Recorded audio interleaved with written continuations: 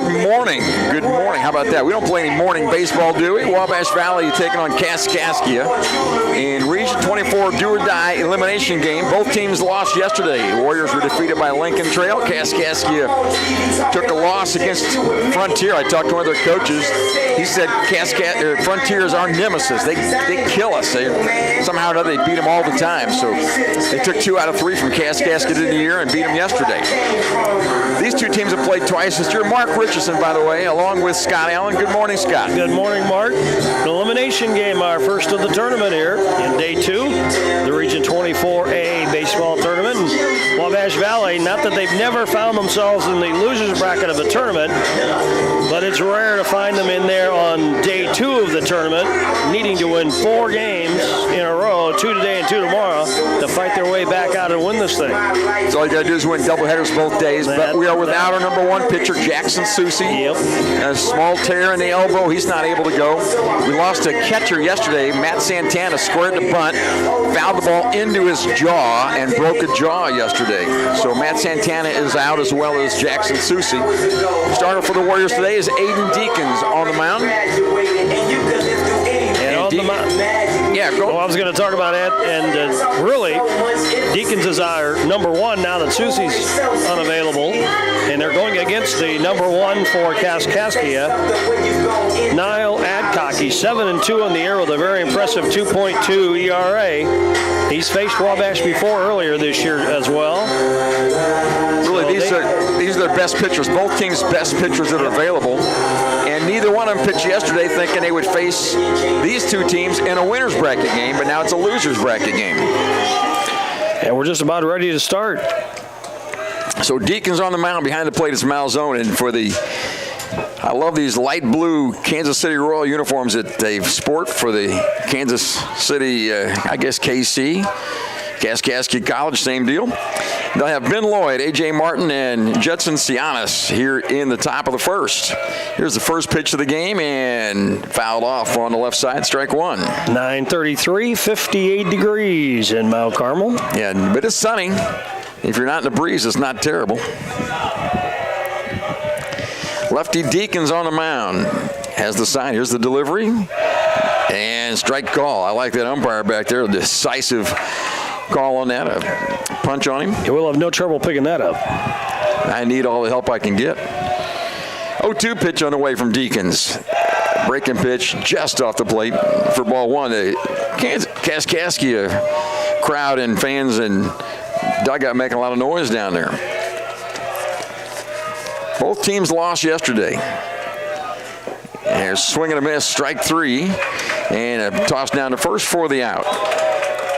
So well, I was very interested to see what kind of feeling there was in the Warrior dugout after that loss in the first day of the tournament, the first game of the tournament. You said they're all feeling okay, businesslike? It's very businesslike, very serious down there. I talked to Aaron Biddle. He doesn't seem too rattled. I'll say that for him. Long way to come back, though, for either one of these teams. You'd have to win a doubleheader today and tomorrow. You have to sweep through the next 4. Outside corner, strike 1. Deacons seems to be in a groove. A.J. Martin, the hitter. He's the 3rd sacker for Kaskaskia. Next delivery, swing and a miss. It's something down low, off speed. 0-2 now. Working in a hurry is Aiden Deacons on the mound for Wabash Valley. Martin, a .361 hitter on the season. And a ground ball on the right side. First baseman has it. Mahan toss to Deacons for the out. Well played. Well played indeed. And out number 2. And if you're listening today, watching on YouTube, don't forget we'll have coverage of all the games in this tournament, regardless of how Wabash Valley fares. So we won't be happy about it, but we'll still be on the air. We'll still be on the air and anchored coverage as well, so we'll have announcers for you even through the final game tomorrow. Designator Judson Cianis steps in, bats from the right side against Deacons, and pitch too low, ball 1, low and in. Deacons and we don't have official weights and stats on the Wabash players, but this kid is, 6'3", 6'4", something like that. Lanky lefty. 1-0 delivery. That's inside corner. And again, this umpire makes my job easy. Very decisive on the strike calls. Giannis just 1 for 5 yesterday in the loss they took to Frontier. First two are retired. Here's the 1-1 pitch. That's below the zone. 2-1. Frontier's not a bad ball club now. They won the game yesterday, 32-20? They're in the driver's seat, really. They play the winner's bracket game after this against Lincoln Trail. There's a pitch grounded towards second. Five-ish down on it and throws him out. 1, 2, 3, they go into first. We go to the bottom of the first inning, no score. You already know that the First National Bank is your real community bank, but have you met our people? It's the people inside that make us a community bank. We live here, we work here, we're your neighbors and your friends. When you bank with us, your money is reinvested in your community. At the First National Bank, our customers are more than an account number. People are the reason for this community. We're your hometown bank, serving the area since 1906. We are the First National Bank, where our people make the difference. Come see us today. Equal Housing Lender, member FDIC. Get your Ford at Steve Faulkner Automotive in Mount Carmel. 2024 Escape up to $2,500 off and 2024 Edge up to $2,900 off. Go to SteveFaulknerAutomotive.com today. At Steve Faulkner Automotive, get 2023 Chargers and Challengers up to $13,000 off. 2023 Jeep Gladiators up to $11,400 off. And all 2024 heavy-duty Rams up to $13,000 off. Come in today. Niall Adcock, the 6'2 right-hander from Pinckneyville, takes him on for Kaskaskia. He has thrown 69 innings this year.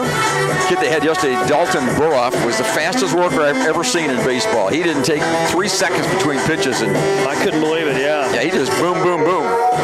Adcock has thrown 69 innings this year, a 2.22 earned run average. That's crazy good as far as the earned run average goes. And talked to Kaskaskia's coaches, and Chris Wilsey down there said, we're pretty good defensively. We just don't hit enough. The defense has been good for Kaskaskia. Former Warrior coach Rob Fournier loves this kid. He's a Kentucky commit. Is that what we heard? Is that right? Yeah, I think he said he's going to UK next year. Leading off for the Warriors would be the left-handed hitting John Legrand, the left fielder. He'll be followed by Richie Bonamolo and Keaton Mahan.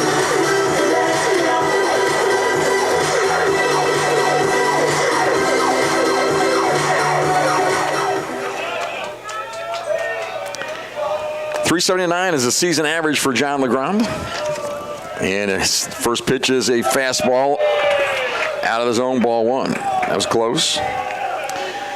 Legrand 2 for 5 yesterday. A couple base hits. And he takes that one off the plate, 2-0.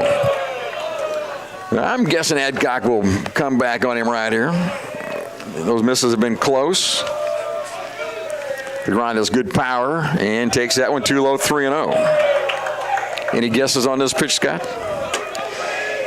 Leadoff guy, 3-0. Well, he's gonna throw it down the middle, that's for sure.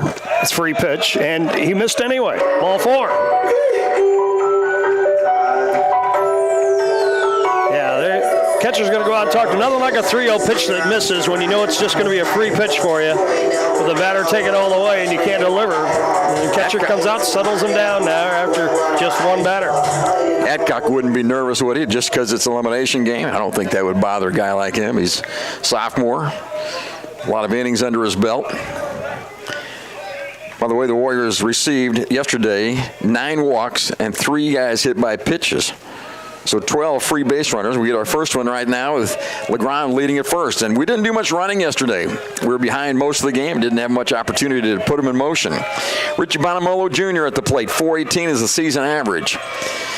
And first pitch is a breaking ball, and it's up high and strike 1. That's a high call there, but interesting. We had all that, and we only scored 6 runs yesterday, huh? Yeah, not near enough. We've got 3 of those in the 9th inning. No balls and a strike to Bonamolo. Adcock off the stretch. Legrand moves around over there. Ooh, just about got him. You hear that in harmony. Scott and I go, ooh, we thought that got him. Bonamolo, one of the leaders of last year's ball club, and still, of course, this year. Signed to play at Alabama next year. There's the pitch. Ooh, took another one right there down the middle. 1-2 now. Ooh, the first time because I thought it hit him. Ooh, that time I thought he should have hit it. That little ball broke in, and he's still at the top of the zone. He's getting those calls, isn't he, early on? Ball and 2 strikes now with LeGrand leading at first. It's a short lead over there for the speedster. Adcock off the stretch. Throws to first. And he's back in plenty of time. This is a pretty good level of baseball. A lot of these guys going Division I next year. There may be even some of them drafted in the pros. I think that draft occurs in June. 1 ball, 2 strikes to Bonamolo, and that ball's popped up in the air towards center field. Coming in there is Bogard. Now the right fielder calls him off and makes the play. That's Parker Price out there catching it for the first out. Not a bad little wind going on there. What's that, 8 to 11, 8 to 12 miles an hour? Left to right on the wind. Which means it's blowing out just about straight to right field. Right down from wind out of the west. This says wind out of the north, and the flag is lying to me then. But it's 10 miles an hour according to the weather app. I just said 8 to 12. Hey. Well, I think you're big bucks in meteorology. What's your guess about rain? Pickoff move. He's back over there. Hitter now is Keaton Mahan. This guy leads us in home runs for the year. 405 on a season average. He was 1 for 4 yesterday. We had a hard time getting any production, really. Up and down the lineup. Doesn't go, and a little half swing is a foul ball for strike 1. If you missed it yesterday, Warriors lost 13-6. And Frontier's the team that beat Kaskaskia yesterday in Game 2. So Mahan leads us in home runs, bats from the left side. LeGrand leads at first. He was walked and still there. Hasn't moved a bit. There you go. It doesn't go. I thought he was running. A couple steps and it broke back, and that's ball 1 outside. Mahan's 405 average among the leaders of the club is number 2. So he's almost closing in on the Warrior triple crown. He leads in homers and RBIs, second in batting on the team. 1-1 is the count, and there's a little squibber. 1 hopper to third, over to second for 1, and that will be it. They will not get Mahan at first base, so he reaches on the fielder's choice. I wasn't sure initially if that ball was in the air or off the ground, but a little 1 hopper to third, and played well by Martin down there for the second out of the inning. Now that brings up Dalton Fivish. Fivish had a good day yesterday. Hit the ball hard 3 times. He was 1 for 4 with a home run. Had a first run and 2-run jack yesterday. Time to do that again, don't you think? Now Mahan is the runner at first base. He's got a decent lead. Adcock looks that way, now brings it to the plate. That ball's hit high and deep toward left field. Going back in the ball. That's Robinson, and he makes the catch out there. Parker Robinson catches it for out number 3. That ball's hit a long way to left field, and the wind is blowing in from that direction. So yeah, he had a lot of pop on that ball going the other way. In the inning, the Warriors strand 1 runner. He reached on a walk, pardon me. Error on the pitcher, I suppose.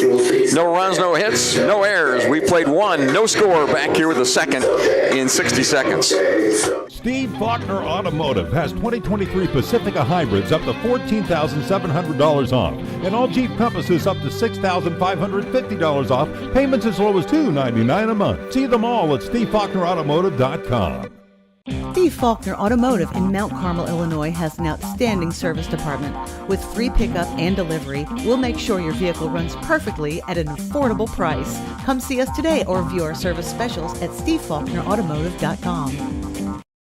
The Shop at 1418 is located at Wabash General Hospital's main lobby. It is open Monday through Friday from 10 a.m. to 2 p.m. The shop offers a nice selection of gifts for everyone, including children's books, snacks, cards, toys, apparel, and other reasonably priced items. The profits from the Shop at 1418 are used to purchase medical equipment and other needed items for Wabash General Hospital. For more information, visit wabashgeneral.com or visit our Facebook page, The Shop at 1418.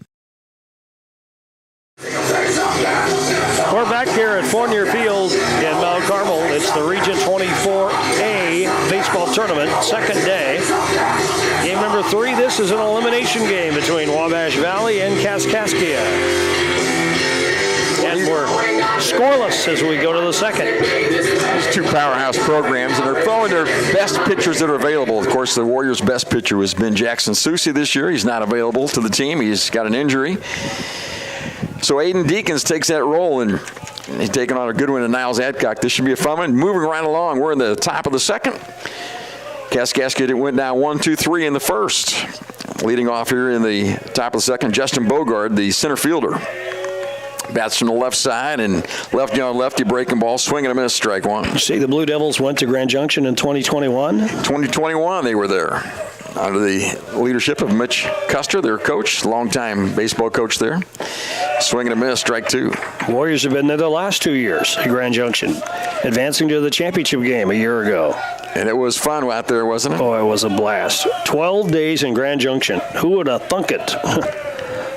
Next pitch on the way, that's outside, and 1-2 now.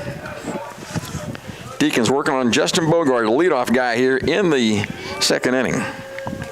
Bogard, a .324 hitter.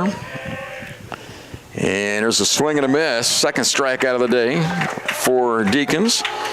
And the first out of the inning brings up the Ben Meinhardt. He's the second baseman. This kid's out of Newton, Illinois. Their coach, by the way, Mitch Custer, hails from Teutopolis. And they've got a lot of local talent on this Kaskaskia ball club.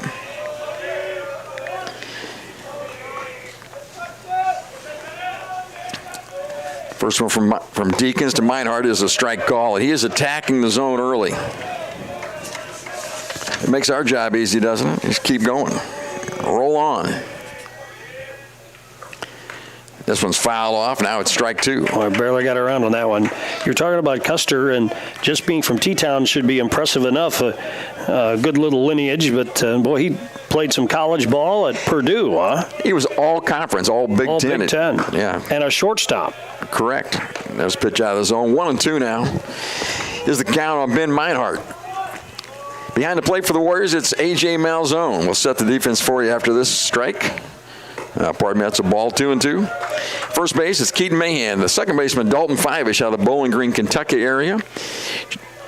Proctor is the Cole Proctor at short, and Bruce Jellison at third. The outfield from left to right, John LeGrande in left, Richie Bonamolo Jr. in center, and Jackson Wang in right field today. There's a pitch out of the zone, and the count is full for the first time all day for Aiden Deacons.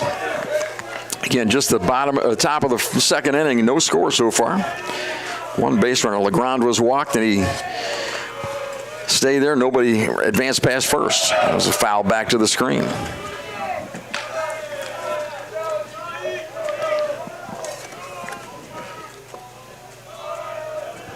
Meinhardt was 0 for 3 yesterday against Frontier. He got a walk. By the way, the pitcher for Frontier was Eric Imke. There's a pitch on the way, fouled back. That guy was dynamite. He pitched 8 1/3 innings yesterday and defeated Kaskaskia. Beat him 6-3. Frontier's program continues to move right along, doesn't it? Yeah, they're getting better and better, and they're playing with a lot of confidence right now. Ground ball right back to the pitcher, Deacons, on one hop, and he throws him out. Nice. Yep. Had to turn around because he's a lefty to throw to first, but nice glove on that play to finish that batter off. Everything's against the left-handers, you know. Everything's backwards. Yep, we're great people, though. Yeah, I knew that. Now batting is Parker Price, the right fielder. I'm proud of being backwards. There you go. Price, a .350 hitter this year, looks at ball one, too low. Well, the best at bat of the day for Kaskaskia was that at bat there by Ben Meinhardt. He worked full count, hit the ball hard back up the middle, and just nice play by Deacons to get him out. There's a ground ball squib toward third base. Jellison charges, throws across, and got him easily for out number 3. So no runs, no hits, no errors. We go to the bottom of the second with no score. You need to be mindful that when you're out, maybe doing a little tree pruning or shaping, or kids climbing in the tree, building tree houses, whatever, look up, make sure there's no power lines in or near the area. And even after the storm or after a wind event or something like that, where a limb may be falling down or hanging in the tree, make sure to look and there's no utility lines near that. And if there is, call us. We'll come take care of it. We'll get that down. We'll get things cleared up.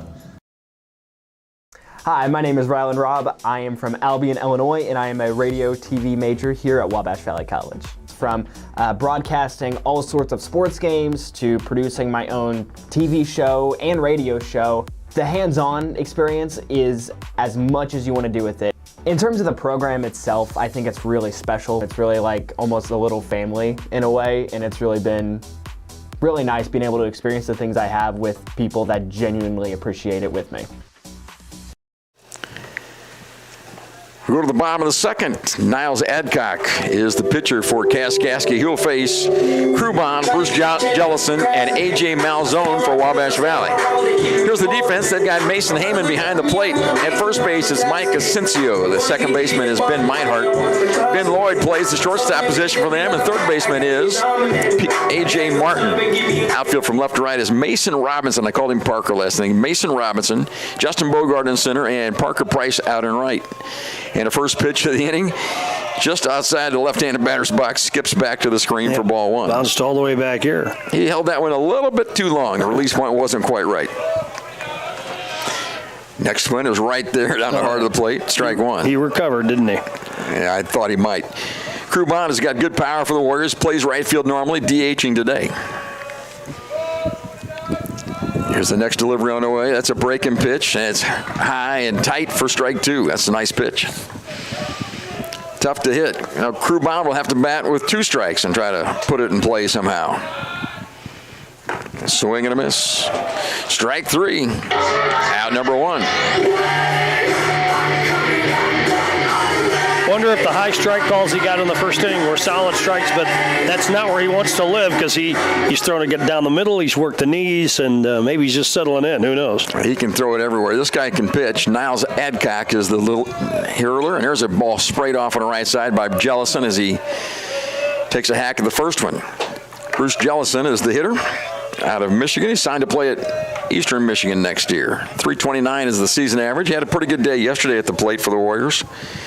He was 2 for 3 with a walk and a hit by pitch. There's a fastball in the outside corner and strike two. Hey, and here's your invitation to come out and enjoy lunch today. They're going to start cooking at around 11. Don't mind the foul balls. Just pull up right behind, right to the concession stand. What are the odds that you'd get hit while the time you're buying a hamburger? There's a swing and a miss. Second strikeout in a row. Holy mackerel. He works fast, doesn't he? He does, and he's all over the strike zone right now. Now batting at A.J. Malzone, the Warrior catcher. Malzone was 3 for 5 yesterday. He had base hits his first 3 times up. He started out DHing. He had to come in and catch after Santana was hit by a foul ball in the cheek. That ball's too low, ball one. He hasn't thrown very many pitches out of the zone, just 3 pitches out of the zone this inning. At first, he had been recorded on strikeouts here in the bottom of the second. Next delivery on the way. That one's high. Still play a little different today with the wind blowing in. Yesterday it was blowing out toward right field. Warriors gave up 4 home runs to Lincoln Trail yesterday. There's the let-up pitch. It's called a strike. 2 balls and a strike. Good umpiring crew. Got 3 umpires today. 1 at first, 1 at third, and the man behind the plate. Here's the delivery. Ground ball towards second. Meinhardt to his left has an easy play for out number 3. 1, 2, 3 go the Warriors. We go to the bottom of the second. No score. I'm Mason Gross. I am a marketing business management major at Wabash Valley College. You'll learn a lot about the business industry as a whole, and that really helps you to explore your options as far as to what's out there. So I'm doing my internship at Summer Real Estate in Salem, Illinois. Right now I'm working on getting my license. I am hanging around the office, going to showings, and doing everything I can as a non-licensee to get myself ready for when I graduate and take that step as an agent. You already know that the First National Bank is your real community bank, but have you met our people? It's the people inside that make us a community bank. We live here, we work here, we're your neighbors and your friends. When you bank with us, your money is reinvested in your community. At the First National Bank, our customers are more than an account number. People are the reason for this community. We're your hometown bank, serving the area since 1906. We are the First National Bank, where our people make the difference. Come see us today. Equal housing lender, member FDIC.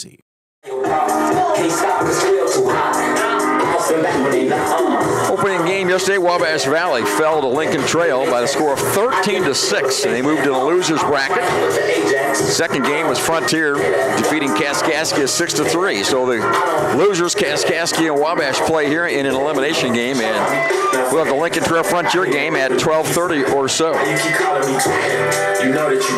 Aiden Deacons back to the mound. A.J. Malzone was the last hitter. He'll get back up and be ready to catch here. We're about set for the second inning. Third inning making. These pitchers are in control, aren't they? One walk, that's all that's been given. The leadoff walk to John LeGrande. All there's been so far, the only base runner.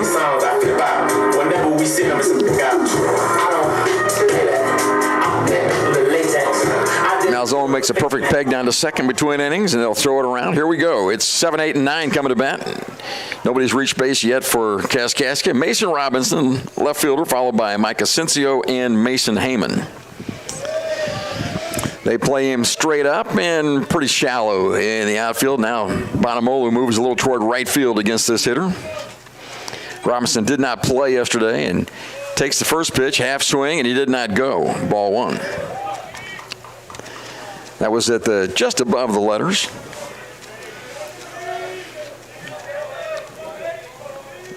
Deacons brings another one in. This one's popped up toward right. Going the back of the ball is Wang. Back by in front of the fence. And he is retired for the first out of the inning. Read that one perfectly. Judged the wind and made the catch. I'd say he read it a lot better than I did. Oh, yeah. I didn't think it was going to go that far. They got up a little bit and sailed with that gust of wind to the right field side, but he read it perfectly. Got in position, make it an easy catch. First baseman Mike Asensio swings and misses at the first delivery from Deacons. Asensio a .297 hitter on the season. I'm so old school I give batting averages. That's really old school, isn't it? Nobody cares about that anymore. Here's the next one from Deacons. Fouled straight back, 0-2. On deck is the catcher, Mason Heyman. If anybody gets on, we'll be back to the top of the order for Kaskaskia. Kaskaskia 30-19 this year. They're the 4 seed in the 8-team tournament. Ball's popped up on the right side. Making a run over there, Jackson Wang into foul territory, and he makes the play. Way over by the bullpen down the line there. He had to cover a lot of ground. For those watching from the Blue Devil country up there in Kaskaskia, there was a lot of foul ground here. I'd say maybe 90 feet between the foul line and the fence over there, and Wang used a lot of that to pick up that fly ball. Mason Heyman now bats. He's the catcher for Kaskaskia, and they called time as Deacons was about to deliver the ball. Always frustrates the pitchers a little bit. Deacons has a little bit of that Clayton Kershaw high stretch over the head before he delivers, and the first pitch is too low to Heyman. Kaskaskia is still looking for their first base runner here in the top of the third. There's a pitch, and it's too low, 2-0. Heyman wouldn't mind drawing a base on balls. Just a .253 season average for this catcher for Kaskaskia. Next delivery, that one's low as well. So after very good control early on, Deacons has thrown 3 in a row out of the zone to the 9-hitter. He'll be taken here on 3-0. And here's the 3-0 delivery, and that is called a strike on the outside corner, strike one. You call that the free pitch. It was just marginal even in at 3-1. Next one on the way, strike two. Coming back. Well, Heyman has watched 5 of them in a row. It's about time to turn the bat loose. Here's the 3-2 payoff pitch. It's too low, ball 4. First walk of the game issued by Aiden Deacons, and they have their first base runner, Kaskaskia does. Back to the top of the order, Ben Lloyd struck out on a 1-2 count back in the first. The shortstop batsman left side, he has a .436 average, but his on-base percentage is like .510. So he's on base all the time. He's got 17 doubles, 4 triples this year. How about stolen bases? He looks like the guy that's going to run, doesn't he? First pitch is fouled off, strike one. He has 4. He's been caught 4 times. So he's 4 for 8. And that's it. Kyle Peach up there looking for his paycheck, can't find it. Oh, his phone is even worse. I'll check, make sure I didn't grab it. There's a ball hit toward left field. It's going to fall in front of LeGrand. He tried to fake everybody, but the runner advances. There's a first base hit of the game for either side, and Heyman advances to second. Lloyd is on at first base now, and the hitter is A.J. Martin, and suddenly a little bit of a rally for Kaskaskia. First two were retired on fly balls to right. That was no problem. Then a 5-pitch walk, or maybe a 6-pitch walk to Heyman, and then Lloyd hits the first one.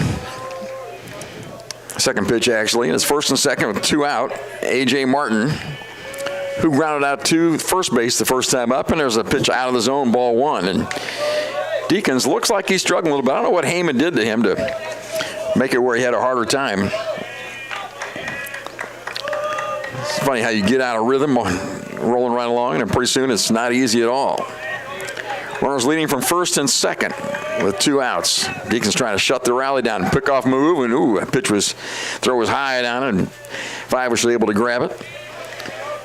Scott, those pickoff moves always scare me. Yeah.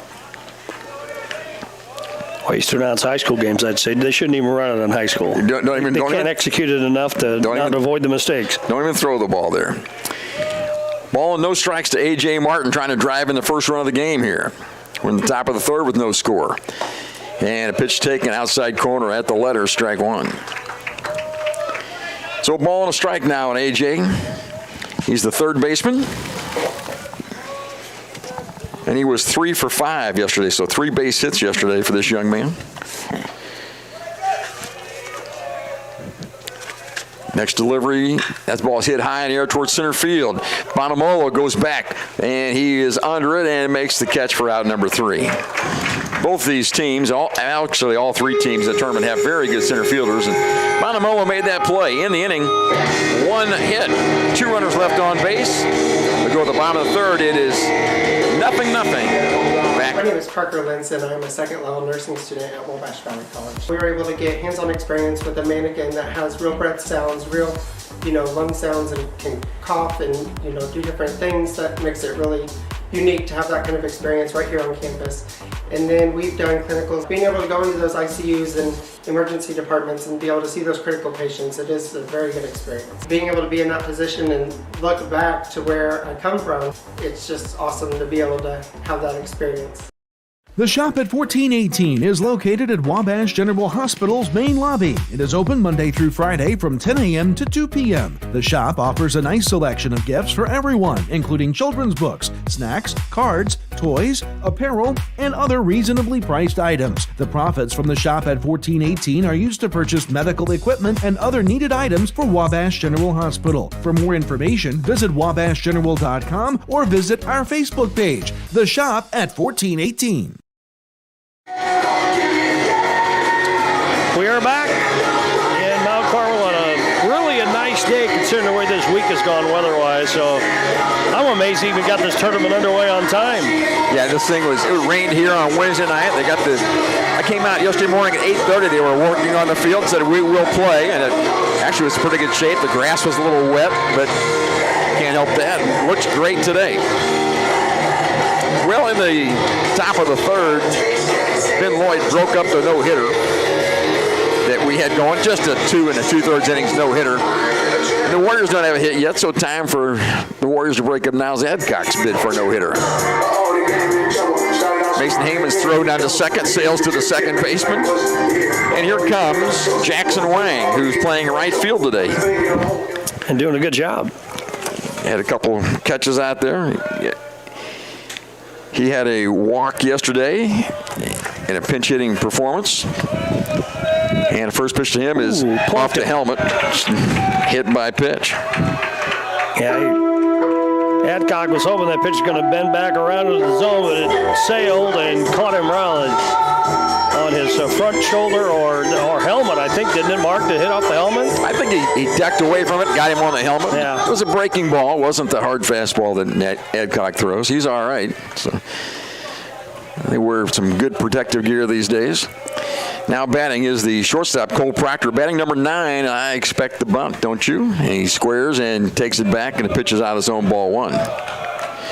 You don't announce MLB games, do you? I do not announce MLB games because they don't ever bunt. Bunting is illegal, I think, in MLB anymore for some oddball reason. Cardinals on a good stretch of baseball right now. They get to play every day. Yep.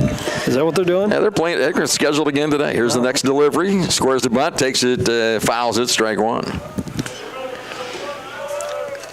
Funny. Yeah, they're playing. They're just not competing. We're just playing. Baseball's a funny game. When you're playing well, things are great. When you're playing bad, and you can't do anything right. This is year number 2 of the ladder. Things are going well in year 2 of the master plan to bottom out the Cardinals.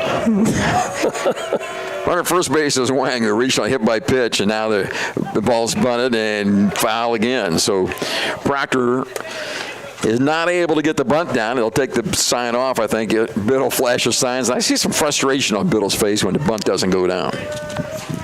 Biddle coaches at third. Is Evan Heilig coaching at first for the Warriors. Normally after you miss a couple bunt attempts like that, you hit the long ball, don't you? He squares the bunt here on 1 and 2.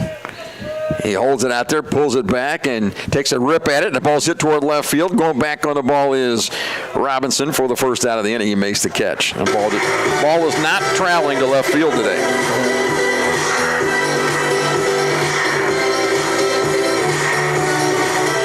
So he showed bunt, brought it back, swung away, and flew out to left field to Mason Robinson. The hitter now is the leadoff guy, John LeGrande. LeGrande out of the Bronx, New York. And he walked back in the first on 4 straight. Well, 2 guys from the Bronx, right, on this roster? The first 2 guys on the lineup, Bonamolo and LeGrande, both out of the Bronx. Mm-hmm. There's a pitch taken too low. They won't throw a strike to LeGrande, will they? That's 5 pitches out of the zone he's seen. At this point, he's going, give me something. Leading off at first base is Wang, who reached on a hit by pitch. And that's ball 2 out of the zone. So it's funny how you be in a groove and throw, strike, and all of a sudden can't find it. We had a little trouble with Deacons in the top of the third that way. Kind of got out of rhythm. A lot of noise down there from the fans, and there's a ball called a strike on the outside corner. 2-1 now.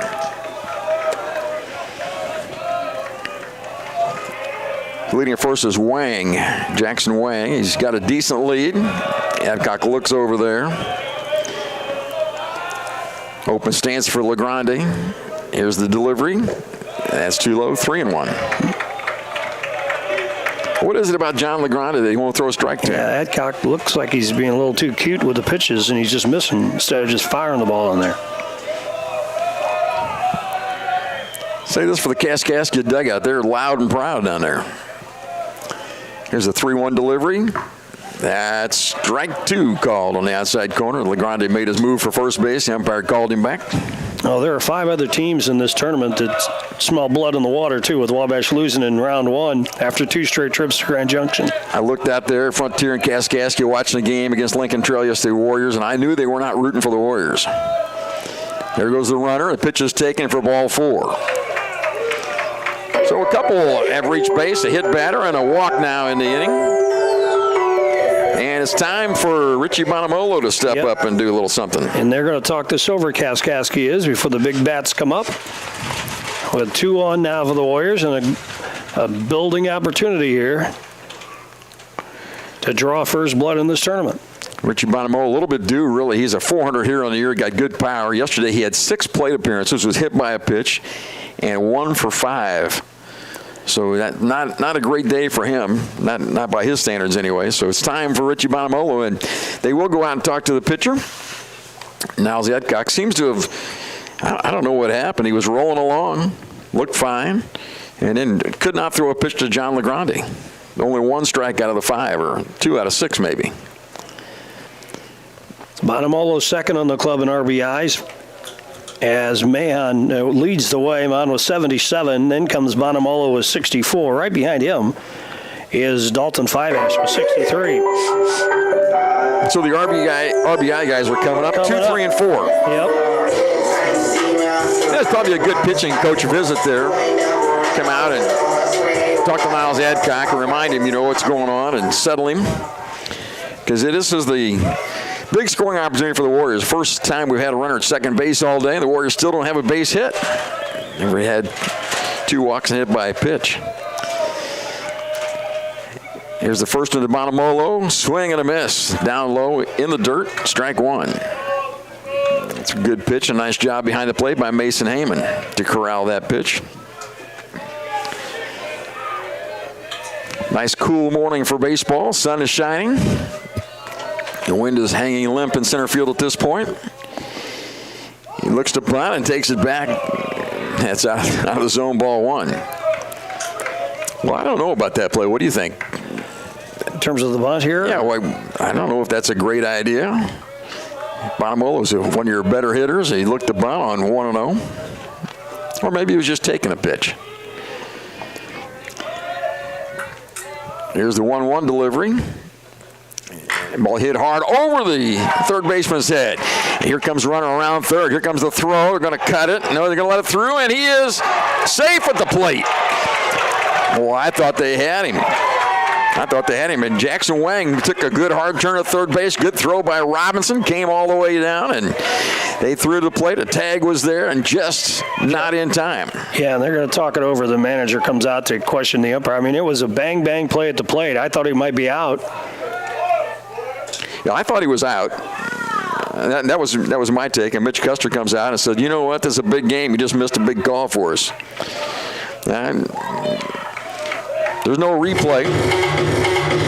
I really thought the throw beat him. I thought the tag was there, and I thought they had it. I wasn't sure if it wasn't going to be cut off, but when they let the throw go through, I thought, oh, okay. And it kind of looked like maybe he was out, but we don't have replays here, and it wouldn't matter if we did. It's an RBI base hit this time for Richie Bonamolo, and the Warriors get on the board first with their first hit and their first run.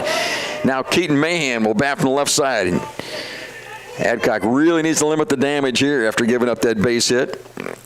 Here's the pitch to Mahan. It's taken too low, ball 1. Baseball's a funny thing, and think about it. Pitcher's cruising along and gets in trouble, and kind of the wheels come off sometimes.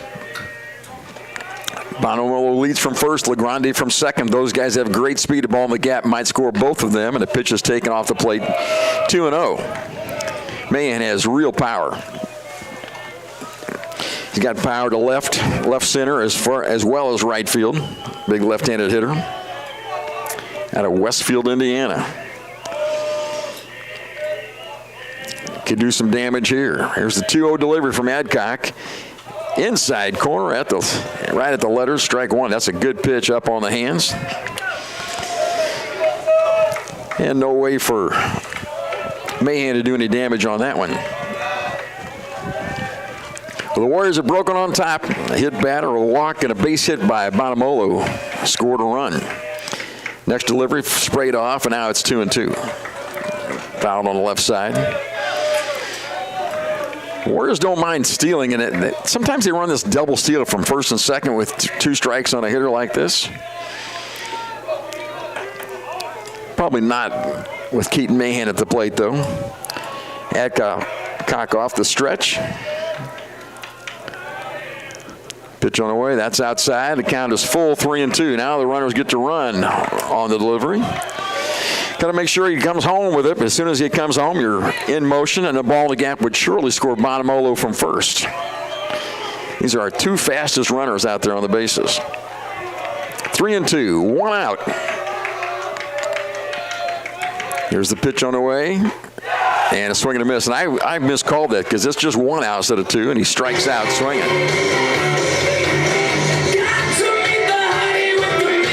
So there's the second out of the inning. Now Dalton Fivish. Fivish lifted a fly ball to left field his first time and was out on the play by Mason Robinson. Leads the club in homers with 13, in case you're thinking about that.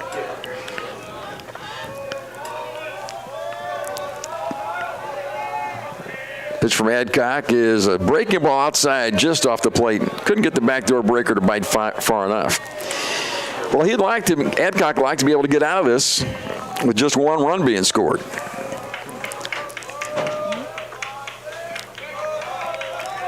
Warriors have a hit batter, a walk, and a base hit this inning. Here's the pitch on the way to Fivish. Ooh, breaking pitch inside is called a strike. That's 0-2 on Dalton Fivish. Well, what a story for Fivish. 1-1, is that the count? Yeah, look, well, I don't know. It says 1-1 on the scoreboard. Well, my book says 0-2, so we'll find out. I may have written one down wrong. I think 1-1 is the correct count. And there it is, 1-2 now, as he calls a strike on the outside corner. There have been 2 breaking balls in a row he's called strikes. One on the outside corner, one on the inside corner. And I think Fivish should rather see the fastball. 1 ball, 2 strikes, 2 outs in the inning. The Warriors have a run in. They lead it 1-0 here in the bottom of inning number 3. Adcock off the stretch. Shortstop dancing in behind the second baseman. Ground ball, 2-2 by Meinhardt. Plays it well for the out. In the inning, the Warriors score 1 run. They do that on 1 base hit. We've played 3. Wabash Valley leads it 1-0.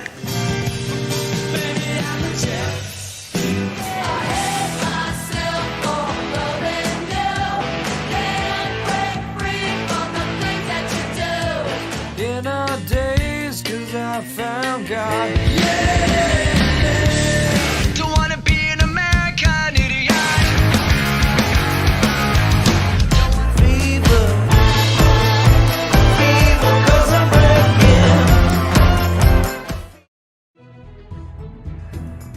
You need to be mindful that when you're out, maybe doing a little tree pruning or shaping, or kids climbing in the tree, building tree houses, whatever, look up, make sure there's no power lines in or near the area. And even after the storm or after a wind event or something like that, where a limb may be falling down or hanging in the tree, make sure to look and there's no utility lines near that. And if there is, call us. We'll come take care of it. We'll get that down. We'll get things cleared up. Now we are. We're back at Fournier Field. Wabash Valley has the lead, 1-0, as we go to the 4th inning.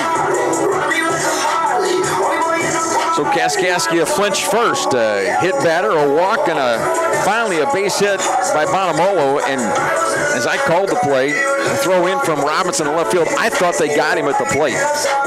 Wang came all the way from second base, and that line drive to left. I thought, yeah, I did too. Nice slide, but the umpire called him safe, and Mitch Custer went out and talked it over with him. And the umpire said, well, I called him safe. Yeah, and it's very possible he was, but he just looked out, but who knows what he did with his hand and everything else across the plate. And the umpire had a good look at it, so he's the one that said he made it. So 1-0, and not that we won't take that, of course.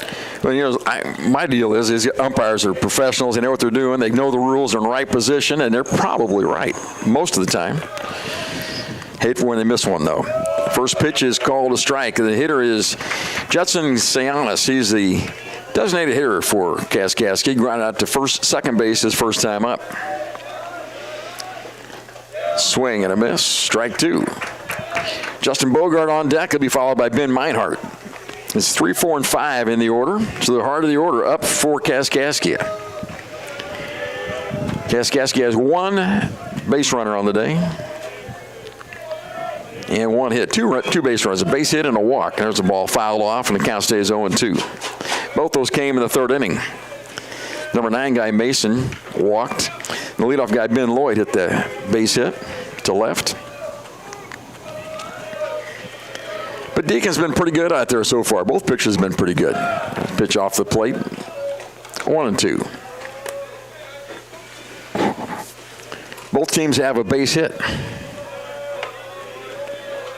Just 1 apiece. Swing and a miss. Strike 3. Out number 1 here in the 4th. Well, this is what you would expect. 2 teams fighting for their lives. Both have the number 1s out there going, and those 2 pitchers are dominating right now. Nothing much going on in terms of the scores. What's going to happen? The Warriors do have a 1-0 lead. Justin Bogart from the left side steps in. He's the center fielder. He plays a nice center field and takes strike 1. Good athletes. These center fielders on these teams can really get after it, really run. Bonamolo plays Bogart to pull a little bit out there in right center field, shading him toward right a little bit. LaGrande off the line in left field. Next delivery, strike 2 called. Warriors got a 1-run lead. They'd like to get 3 outs in a row and get back to hitting again. That pitch is just inside or just low or just not in the strike zone, evidently. The umpire kind of flinched back there, but he did not make the call. It's a breaking pitch on the inside part. It just almost caught the corner. Now a ball and 2 strikes with 1 out, and he fouls this one back. We are in the top of inning number 4. It's a 9-inning game, and it's 1-0 in favor of the host school, Wabash Valley. And the loser is done. Yeah, somebody's season ends this morning. The ball fouled off and stays 0-2 or 1-2. Thought about that when I was walking up here. One of these 2 teams, these are good teams. The 1 and 4 seed out of the 8 that make the tournament. And one of them's going home this morning. Wabash Valley would like to stick around. They've got to stay anyway. The games are being played here. Swing and a miss. Strike 3. The second strikeout of the inning. The 4th of the game for Deacons. And it brings up the second baseman, Ben Meinhardt. And if you're wondering what's happening on the other side of the bracket, Region 24B, that tournament going on in Carterville, John A. Logan and Southwestern won yesterday. So Olney and Lakeland are playing for an elimination game right now. Yes, yeah. Is that right? Yep. Olney and Lakeland. Yeah. Ground ball up the middle is charged there by Proctor. He's got it and throws low and wildly.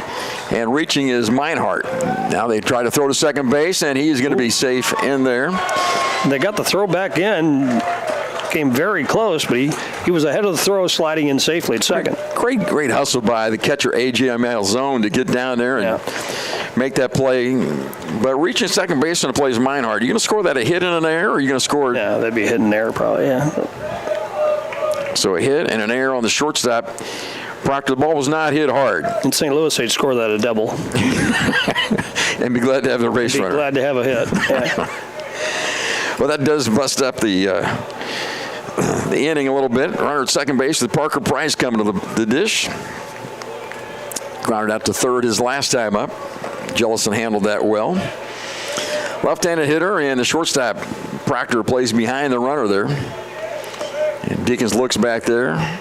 Now to the plate he comes, and it pitches off the plate, ball 1. I think we worry a lot about the runner at second base at high school and junior college baseball. I don't see the pros worrying about that guy very much. They don't dance behind him as often as we do.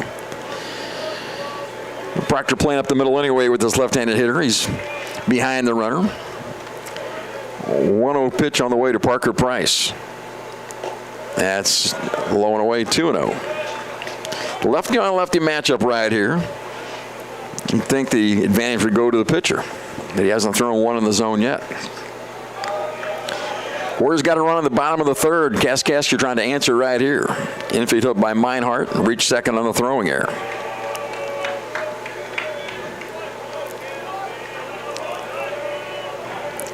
Deacon spins and does not throw. I think the throw to a second, especially in high school, a lot of things have to happen just to make that play, and you're probably not going to get them anyway. And the chances of mistakes are, I think, way too high for that a lot in high school.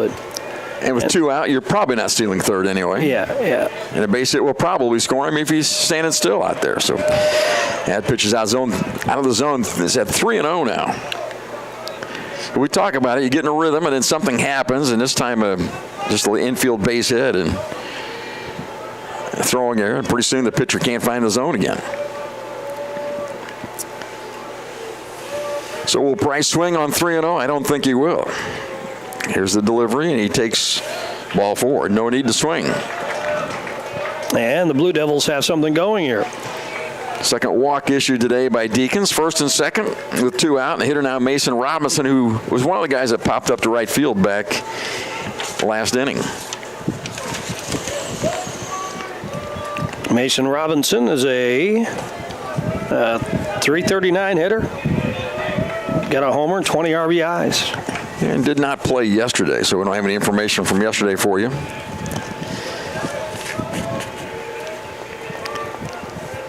Deacons to the plate, and there's a strike called in the outside corner. Robinson's from Altamont, Illinois. 6'2", freshman. Mr. Custer does a good job recruiting the area around Kaskaskia. And there's a pitch too low, 1-1. Warriors took 2 out of 3 from Kaskaskia in the season series. Had a complete game by Susie. The other 2 games went extra innings. We were leading both of those games and had to come back in one and win. The other one, they came back and got us. 1-1 delivery on the way. Line drive and picked out of the air by Keaton Mahan for the 3rd out of the inning. A low snare. That was a line drive that barely stayed above the turf, and he was right there to grab it. 3 steps to the second base side of the bag at first. Kaskaskia leaves a couple runners on base. They got a base hit and received a walk that inning. We go to the bottom of the 4th inning. It's 1-0 Wabash Valley over Kaskaskia. You already know that the First National Bank is your real community bank, but have you met our people? It's the people inside that make us a community bank. We live here. We work here. We're your neighbors and your friends. When you bank with us, your money is reinvested in your community. At the First National Bank, our customers are more than an account number. People are the reason for this community. We're your hometown bank, serving the area since 1906. We are the First National Bank, where our people make the difference. Come see us today. Equal housing lender, member FDIC. Steve Faulkner Automotive has 2023 Pacifica hybrids up to $14,700 off, and all Jeep Compasses up to $6,550 off. Payments as low as $299 a month. See them all at SteveFaulknerAutomotive.com. Steve Faulkner Automotive in Mount Carmel, Illinois has an outstanding service department. With free pickup and delivery, we'll make sure your vehicle runs perfectly at an affordable price. Come see us today or view our service specials at SteveFaulknerAutomotive.com. Niles Adcock back on the mound for Kaskaskia. He's given up a base hit, a couple walks, and a hit by a pitch, and 1 run. He'll face number 5, 6, and 7 in the Warrior order. Krubon, Bruce Jellison, and A.J. Malzone will stride to the plate. And last time up, Krubon went down swinging. Got ahead of him early, and Bond was not able to catch up with it. Bottom of the 4th, 1-0 Wabash. Here's the first delivery. Sails over the head of Krubon for ball 1.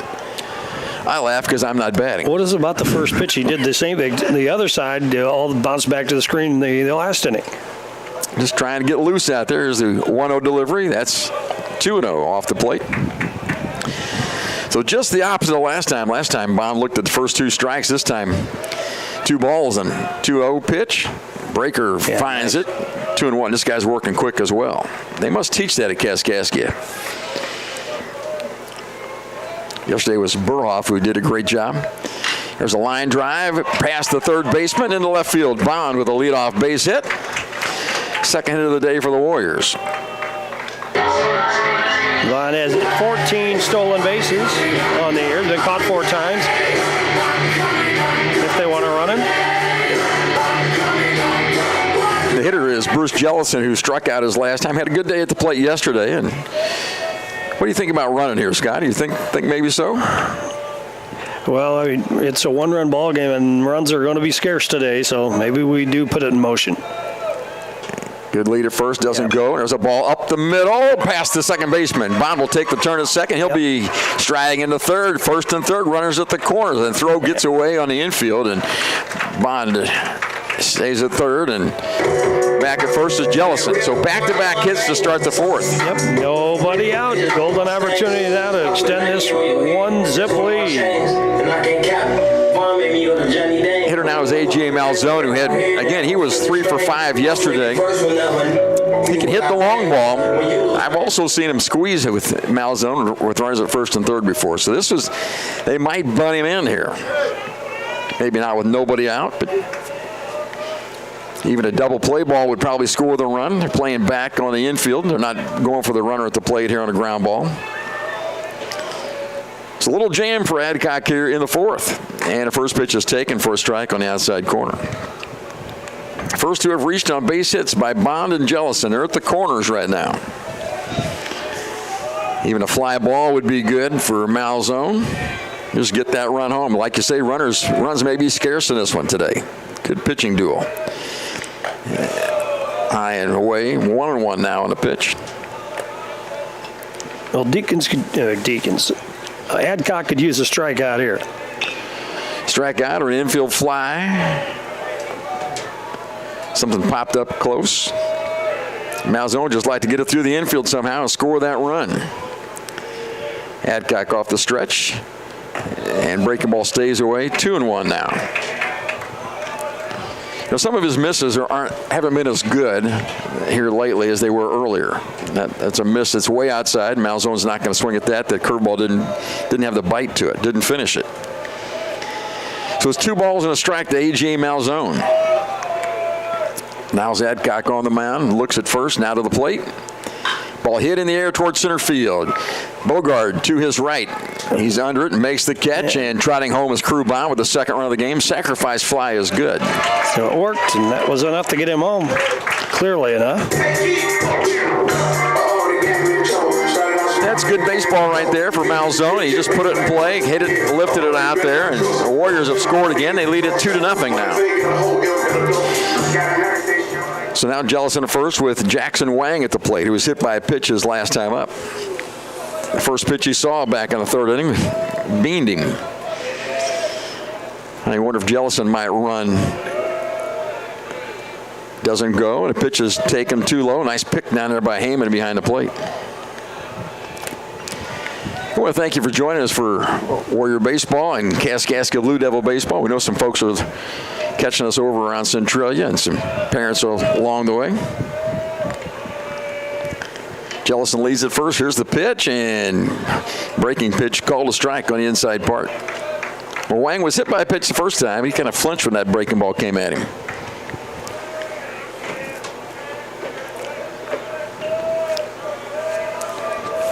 One out, 1 ball, 1 strike. 1 in already this inning for the Warriors.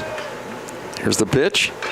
Fouled off by Wang, and I stand down there right beside that dugout sometimes, and that's where that ball went. You got to be careful. I always try to stay awake down there. I should probably get behind a screen like I am now. 1 ball, 2 strikes on the hitter, Jackson Wang. He's getting a start in right field today for the Warriors. Next delivery, that gets away from the catcher, and scampered down to second base is Jellison. 2-2. That'll be a wild pitch. And an RBI opportunity now with a run scoring position. 1 out in the inning. Wang would like to drive that run in here. Second baseman Meinhardt plays up the middle. Holds against the runner. A lot of hitting room on the right side. The first baseman, Asensio, plays off the bag, though, so it takes away some of that hitting room. And a little half swing, and they say he did not go, and the count goes full, 3-2. Breaking pitch, Wang almost went for it. That was close. Wouldn't have been surprised if he'd have rung him. And with the umpire being over by second base rather than first, it's not quite the same view that they have, so it's a little more difficult call out there. 1 out, runner at second base, 3-2 on a hitter. Adcock's delivery, swing and a miss. He got him on strikes for the second out of the inning.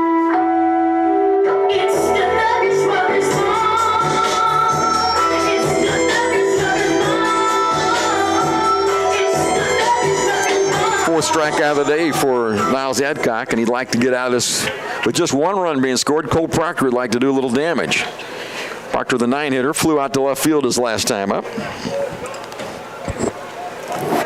Proctor is playing shortstop for the Warriors these days. He's played third early in the year. And the first pitch clipped him. Got him, hit batter, the second of the game.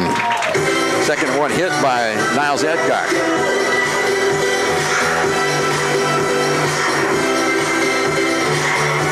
You know, Scott, these kids don't flinch much anymore.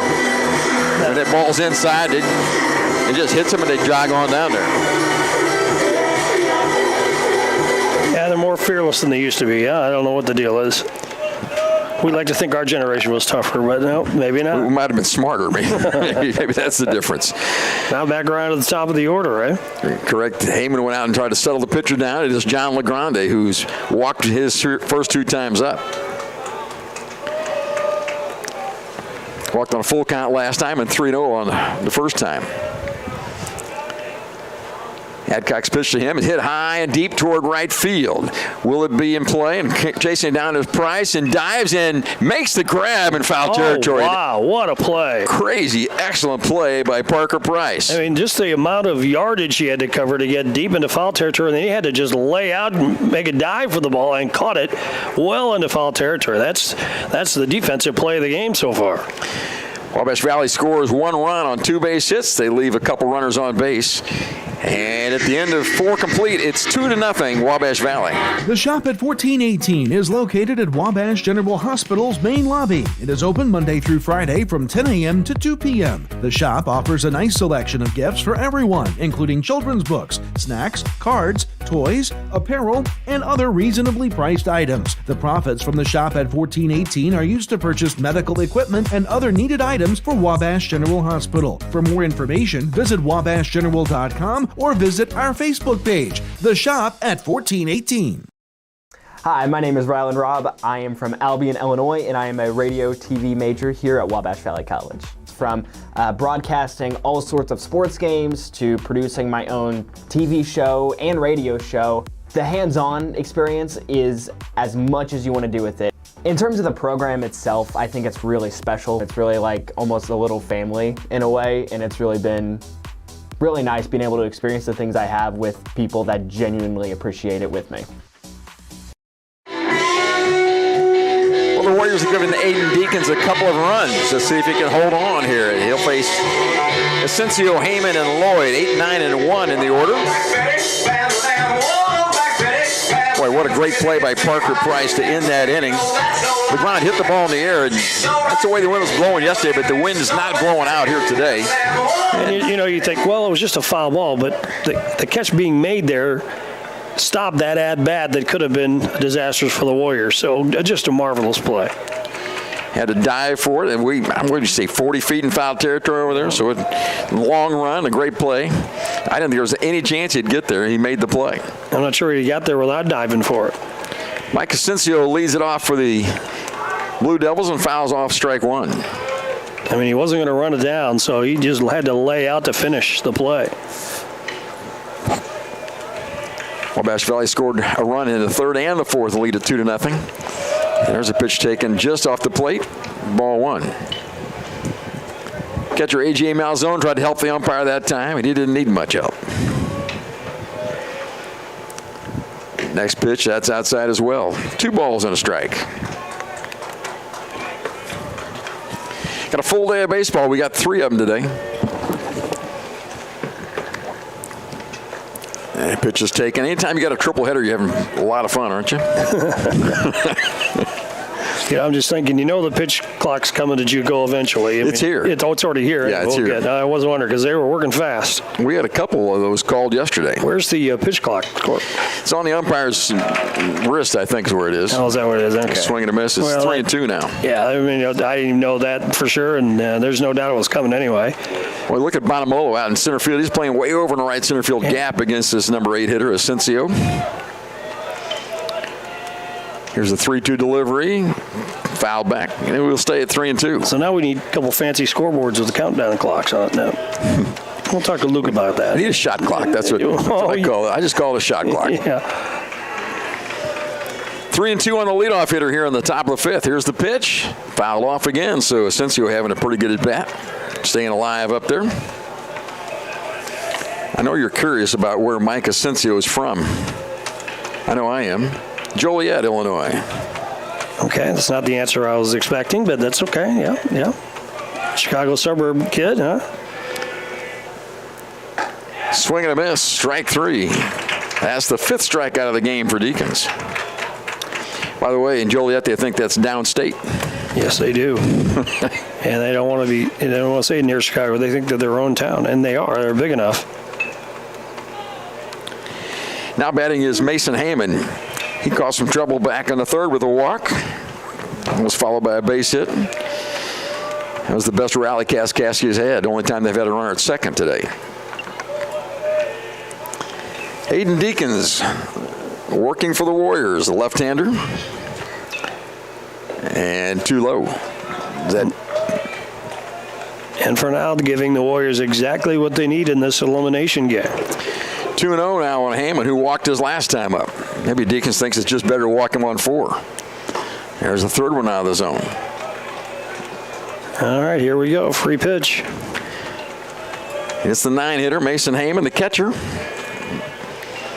Let's see if Deacons can find the strike zone now. And it's too low, ball 4. Walked him on 4. Third walk of the day issued by Deacons.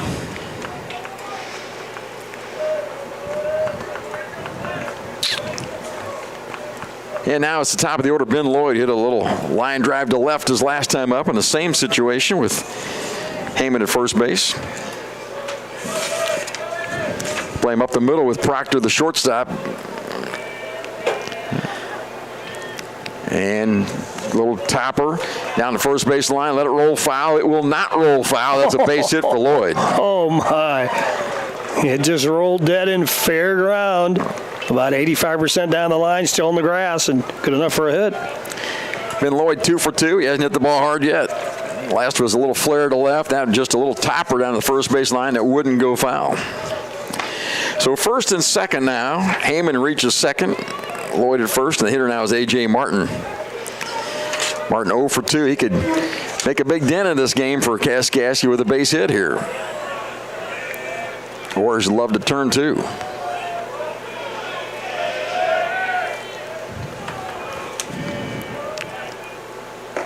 Pitch is too low. Malzone corrals it back there. Ball 1.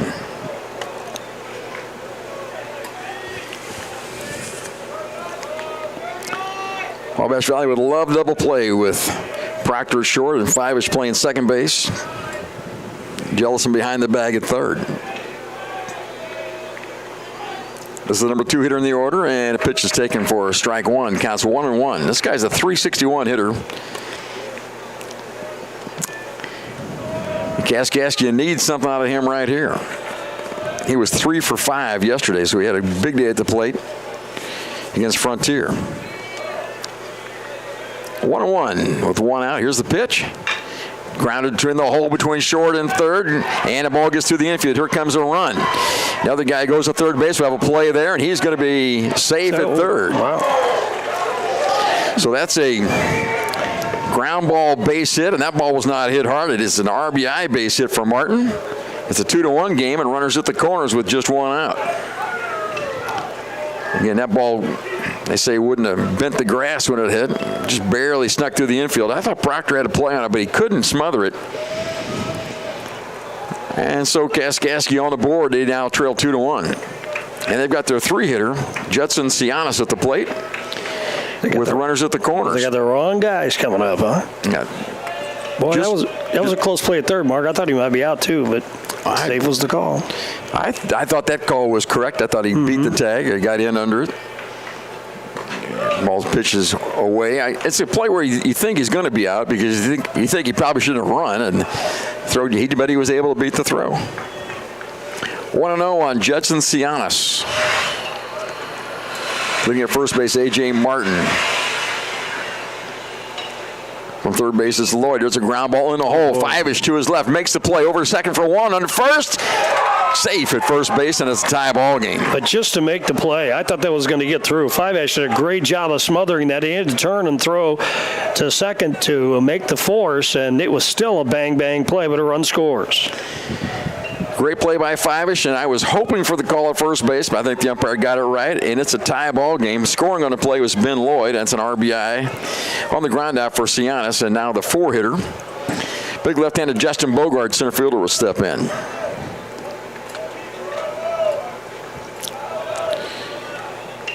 So we're tied 2-2 now. Still only 1 out. Oh, 2 outs now? Yeah, 2 outs. Got the guy at second on that play. Yep. Ground ball to first. Stopped there by Mahan. That's a fair ball. He gets through. Gets through Mahan. That's a base hit. They throw it on in, and that'll be a double. Yeah, that little rocket down the line got through really before he could get his glove down at first base, and this inning is not over. Yeah, I thought Mahan had the ball, but went right underneath him, and it's a double down the line. Second and third with 2 outs. The hitter now is Ben Meinhardt. Here comes Aaron Biddle down to slow things down. He's going to go out and talk to his pitcher, Aiden Deacons. And, boy, it's been tough because it gave up the walk to Heyman, the 9-hitter. That's probably the key play in the game, or in the inning. You walk the 9-hitter. Little ground ball by Ben Lloyd that got through for a base hit. And Martin got a ground ball to left field that wasn't hit hard. And that ball was the hardest hit ball of the inning for the double. 2-2, we're tied.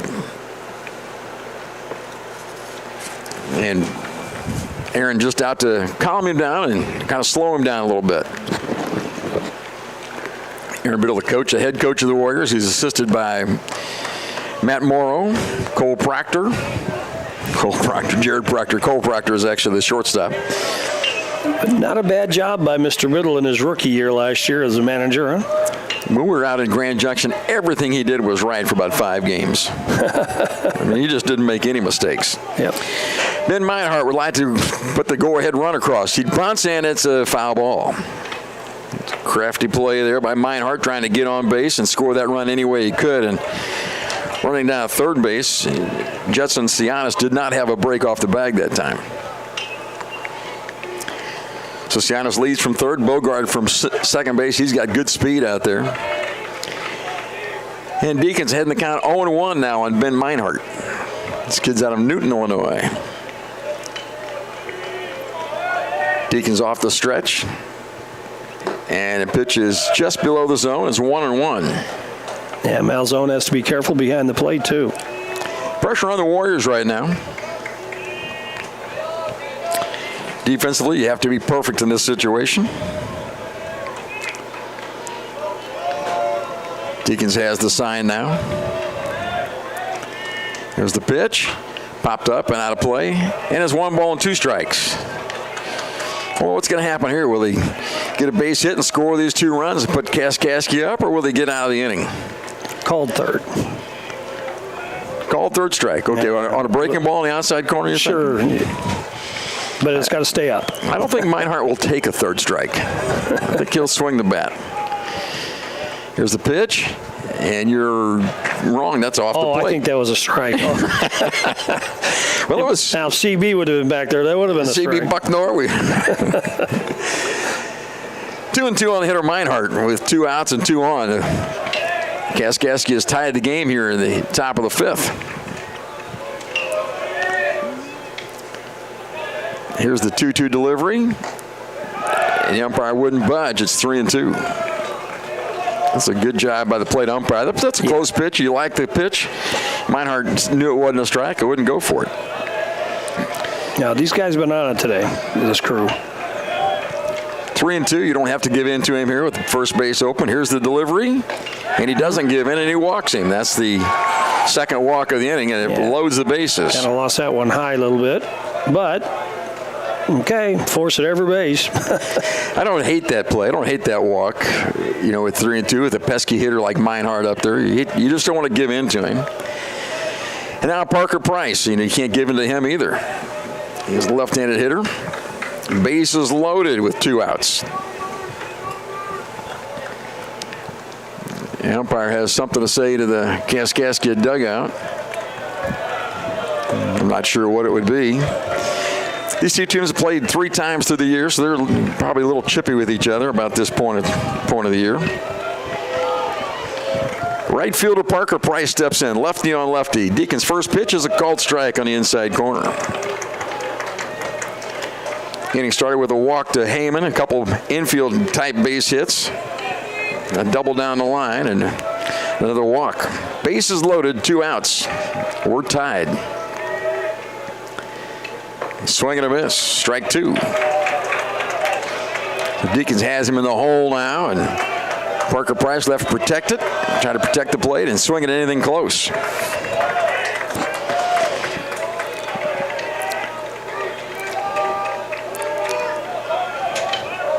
Here's the 0-2 delivery. And just tapped at the plate. Just got a piece of it. Stayed alive. It's supposed to get warmer today as the sun comes out, but I don't feel that happening right now. 63 degrees. So I guess it's a little warmer. Yeah, 58 at game time, so. I could use another 5 or 6. I think the energy in this ballpark has brought the temperature up. 0-2 on Parker Price now with the bases loaded and 2 out. There's the delivery. Fouled off on the left side. It stays 0-2. Price protecting up there. He's fouled off a couple in a row now. Well, base hit would be huge here for Kaskaskia. Good speed at second base with Bogart. He would probably score on anything hit, even though LaGrande is very shallow in left field.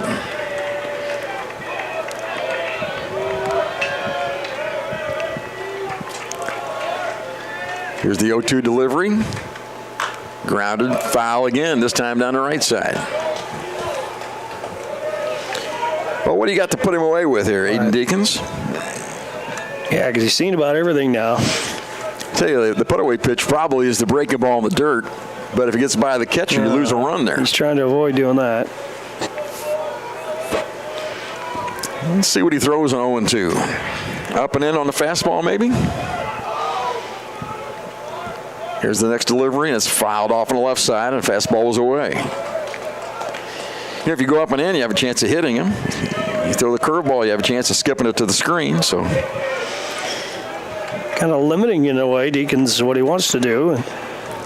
You still have to do what you do, I think. How about the? Yeah, you're right. How about this at bat though? Man, this is something. Yeah, Price has fouled off 3 in a row on the 0-2 count. A little bit of high drama at this point. Next delivery. Foul number 4. It's a tough at bat for Parker Price. 350 hitter on the season, so he's put the ball in play a lot. Had a couple base hits yesterday. And this is probably the biggest at bat of the game for Kaskaskia, at least so far. They've tied it here in the 4th, their 5th inning, pardon me. There's the pitch.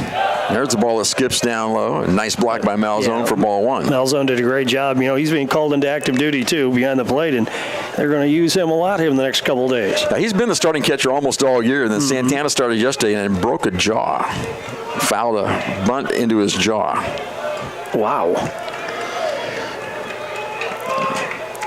So Malzone back. Ball 1, 2 strikes now and a hitter. Here's the pitch. And that is just below the zone, evidently 2-2. That's a close pitch. Tough take by Parker Price there. Again, we're elevated behind the home plate here, and it's hard to judge the height of pitches. I'm confident the umpire knew what he's talking about that time. Bonamolo plays into pull in center. Here's the delivery. Swing and a miss. Taken by Malzone. And that's out number 3. But in the inning, they scored twice. They do that on 2 walks and 2 base hits and leave 2 runners on base. Go to the bottom of the 5th. It's 2-2. Back in a minute. You need to be mindful that when you're out, maybe doing a little tree pruning or shaping, or kids climbing in the tree, building tree houses, whatever, look up, make sure there's no power lines in or near the area. And even after the storm or after a wind event or something like that, where a limb may be falling down or hanging in the tree, make sure to look and there's no utility lines near that. And if there is, call us. We'll come take care of it. We'll get that down. We'll get things cleared up. I'm Mason Gross. I am a marketing business management major at Wabash Valley College. You'll learn a lot about the business industry as a whole, and that really helps you to explore your options as far as to what's out there. So I'm doing my internship at Summer Real Estate in Salem, Illinois. Right now I'm working on getting my license.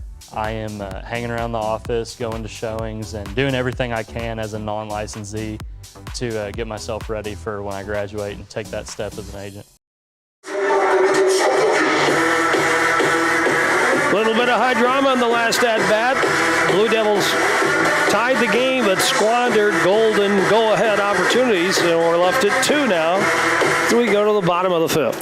And the strikeout pitch was that low and away curveball in the dirt, blocked by Malzone. So they finally went to it and got him to go fishing for it. Yeah.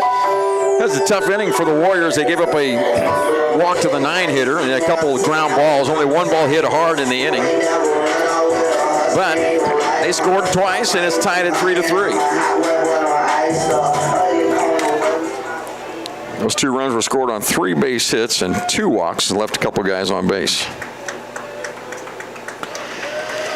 Leading off for the Warriors here is Richie Bonamolo Jr. And the first pitch to him is a straight one, and it's called a strike. May have been a straight change that time. Now's Adcock. Been given a couple of runs, so he's back in this thing. And they'll go a long way with Adcock and Deacons today is my guess. Straight back on the foul, strike 2. It's a good matchup. This probably will be the best game of the tournament is my guess. Probably the best pitching performance. Pair number one's going at it. Ground ball up the middle, and nice diving play there. They throw to first, and he's going to be safe at first base. An infield hit. Great play by Ben Meinhardt. Laid out to his right, came up through the ball, and Bonamolo reaches on the hit.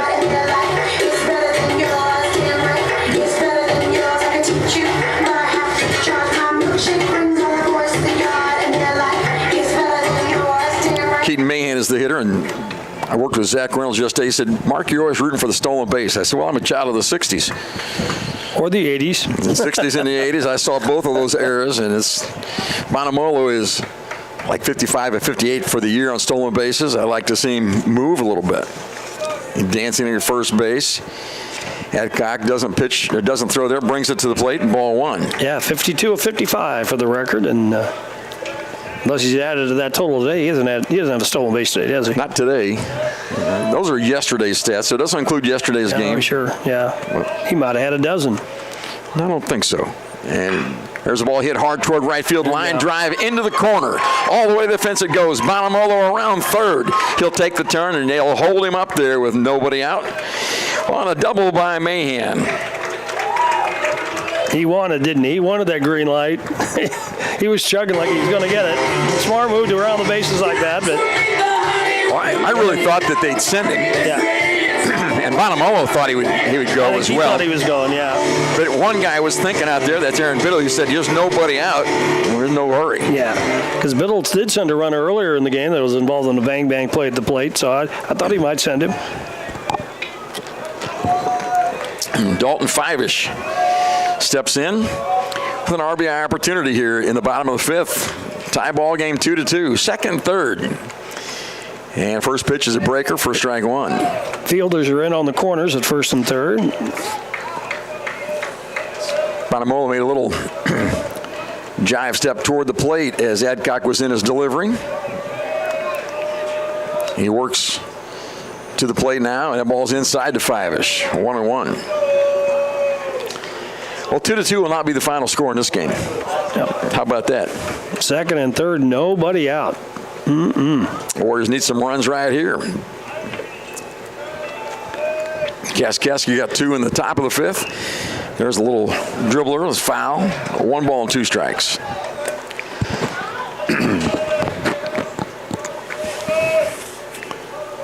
Fivish today has grounded to second and popped up to left.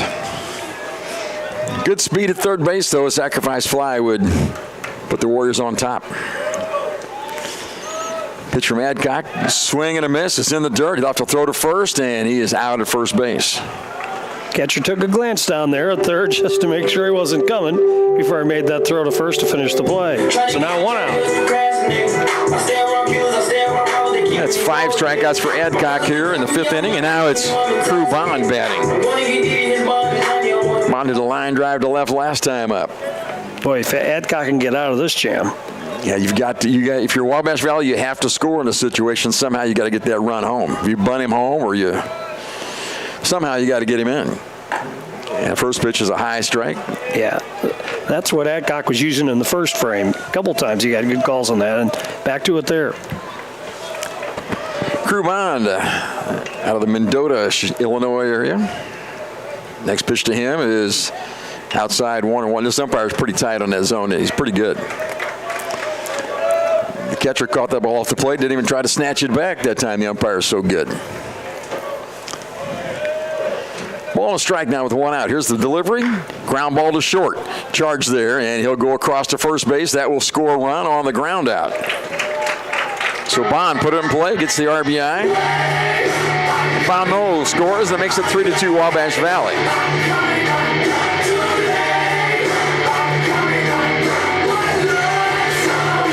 Brings up Bruce Jellison.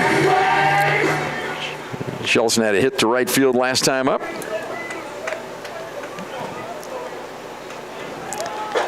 He's got an RBI opportunity with 2 outs now. So the Warriors do get the run and lead at 3-2. There's a ground ball toward the dugout, strike one.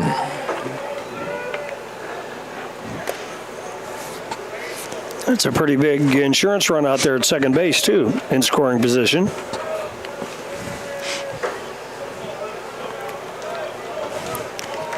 We're in the bottom of the 5th. Adcock has gone all the way for Kaskaskia. Brings it to the plate. Ooh. And it got him. That's the 3rd Warrior that's been hit by a pitch today. Jellison takes his base.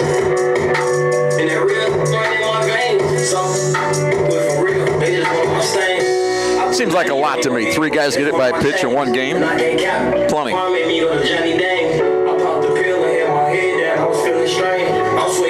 Hitter now is the catcher, A.J. Malzone, who grounded out to second and hit a sacrifice fly to center his last time. They play him to pull. Out in center field, Bogard heads toward the gap. Parker Price toward the line. Shortstop up the middle. A lot of hitting room on the left side on the ground. Surrender at second base is Mahan.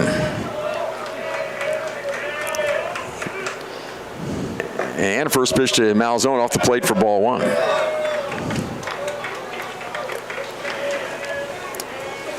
I've seen Malzone hit the ball to left field quite a bit. Look at the gap between between short and third. A lot of green grass out there.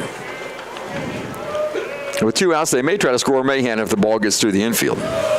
Pitch is low, ball 2, 2-0. Been an eventful 5th inning.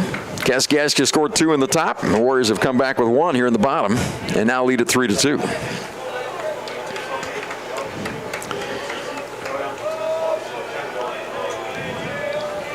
We'll have another game after this, and the winner of this game will play at 3:30. Strike call to Malzone. Nice pitch. Looked like Malzone may have been taken all the way, or that wasn't what he's looking for, at least. He didn't make any offer for it. The pitch was up in the zone. Of Lincoln Trail and Frontier will play here at 12:30. There's a pitch to Malzone. That's outside, 3-1. 3-1's a great hitter's count. You can look for something, enter half to drive, or just look for whatever you like, and if you get it, go for it. If you don't get it, take it and wait for another pitch. Mahan leads from second. Jellison from first with 2 outs. Adcock's delivery is fouled. And it's full count now, 3-2. Now it's 2 outs, full count. Runners will be off with the pitch. Runs have been hard to come by for both teams here today.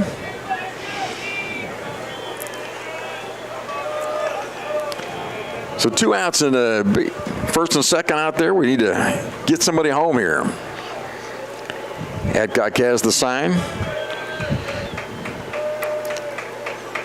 And there go the runners. And there's a line drive up the middle. Taking the turn is Mahan. Here comes the throw. They will cut it off. And we got a run there. A nice base hit by A.J. Malzone with 2 outs. That big 2-out base hit is an RBI. And what a big run that is, too, huh? So the Warriors get back to 2 they gave up in the top of the 5th, and it's 4-2 Wabash. Well, nothing better than a 2-out hit, huh? Right up the middle, almost took the pitcher's head off. And because it was a full count, Mahan was running on the pitch. That allowed him to score easily. Now it's Jackson Wang who's been hit by a pitch and struck out today. And first pitch is a strike call. On the outer half of the plate, up around the letters, strike 1.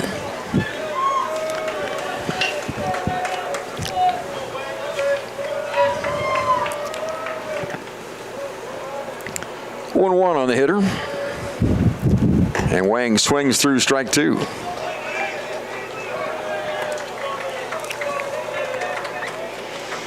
Jackson Wang playing right field today for Wabash. Flag in center field hanging pretty limp right now, so you have to get it on your own. Here's the 0-2 delivery from Adcock. Ground ball, and it's just tapped over there. Meinhardt has it over to first, and that completes the inning. Not hit hard, but at least Wang put the ball in play for the third out. In the inning, the Warriors score twice, and they do that on 3 base hits, and they leave a couple runners on base. We've played 5 complete. Wabash Valley leads Kaskaskia 4-2.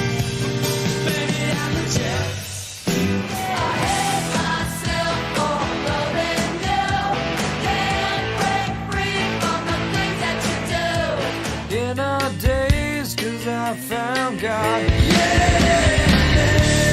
Don't wanna be an American idiot.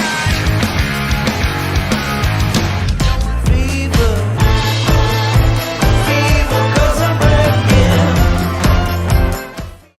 You already know that the First National Bank is your real community bank, but have you met our people? It's the people inside that make us a community bank. We live here, we work here, we're your neighbors and your friends. When you bank with us, your money is reinvested in your community. At the First National Bank, our customers are more than an account number. People are the reason for this community. We're your hometown bank, serving the area since 1906. We are the First National Bank, where our people make the difference. Come see us today. Equal Housing Lender, member FDIC. Go to the top of the 6th. Kaskaskia will bring up numbers 7, 8, and 9. It's got one thing to think about in this game is how far can these pitchers go. We're in the 6th inning right now. Yesterday, Dalton Burhoff, the starter for Kaskaskia, went 7 innings. They just had to use 2 bullpen innings. The Warriors only got 5 out of their starter, McGuire Taylor. Had to use 4 other pitchers. So the Warrior bullpen a little more depleted than Kaskaskia, and they may become a factor before this is over. How far can Aiden Deacons go? Well, he's living large now with a 2-run lead as we go to the 6th. He had a 2-run lead earlier, though, too, and the Blue Devils fought back. Let's see what they can do now. Robinson has flown out to right and hit a line drive to the first baseman and bunts through strike 1. They say he did not go. Ball 1. Got it back in time. I thought it was an attempt, but I got the Wabash glasses on. Here's the next delivery inside 2-0 now. 7, 8, and 9. You got a 2-run lead, and you're thinking, I need to throw strikes, and it can be hard to do.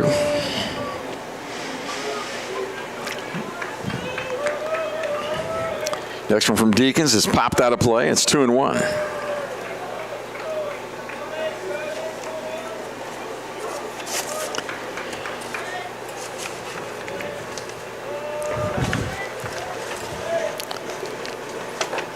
Ball 3, too low. 3-1, and Mason Robinson, 7-hitter. He'll have a chance to pick his pitch right here.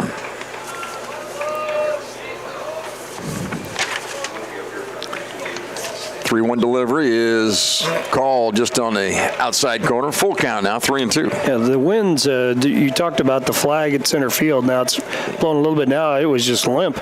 Meanwhile, there's a big gust at home plate. You can see that from the umpire and players' uniforms. Ooh, line drive right over the head of the pitcher. A leadoff base hit here in the 6th inning for Mason Robinson. So here come the Blue Devils, huh? Yeah, after giving up 2 in the bottom of the 6th or bottom of the 5th, they don't lay down. They come right back at you. And Mike Asensio at the plate. 0 for 2 with a strikeout and a fly ball to right field. And our right fielder Jackson Wang goes over toward the line, and look at Bonamolo really cheating the gap out in center field. Foul tip, back to the screen, strike 1.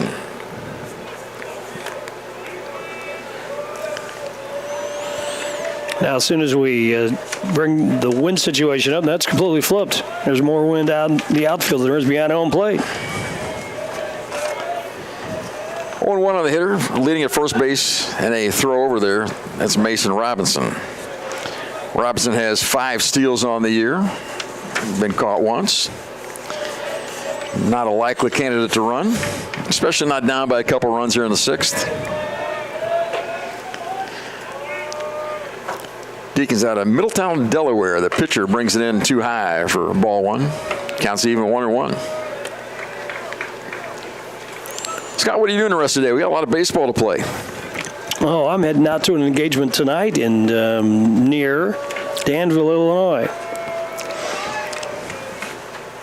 Line drive down the third base line. That's fair, just inside the line.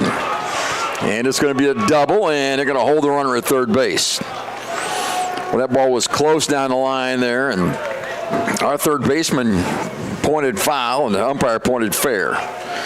So a double down the third base line, and puts runners at second and third with nobody out. That's, by the way, the same way the Warrior inning started, isn't it? Yep.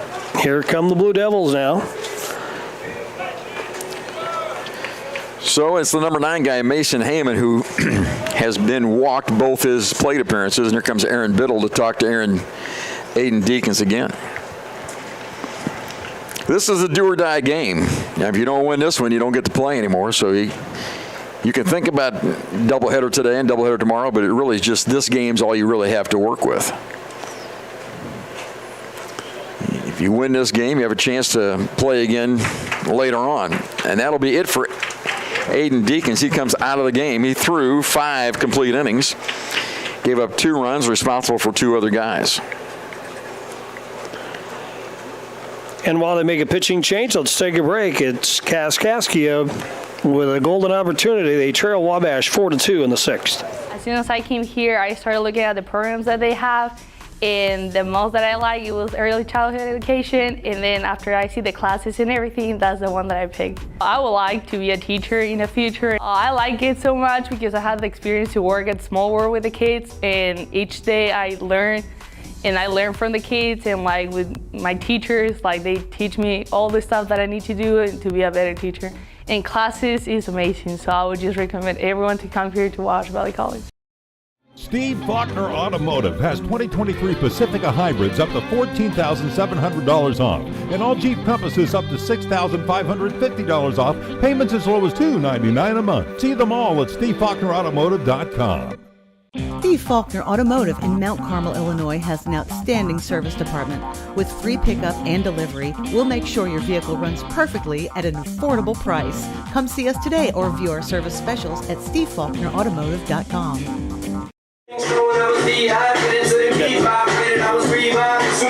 Stone Silver is the new hurler. Aiden Deacons comes out of the game, and the Warriors blink first. They blink first as far as we talked about the starting pitchers and how far they would go. We're in the 6th, so we get 5 complete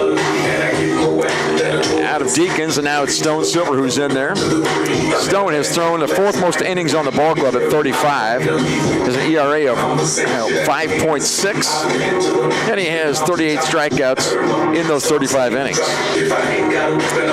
So it's bullpen from here on out. And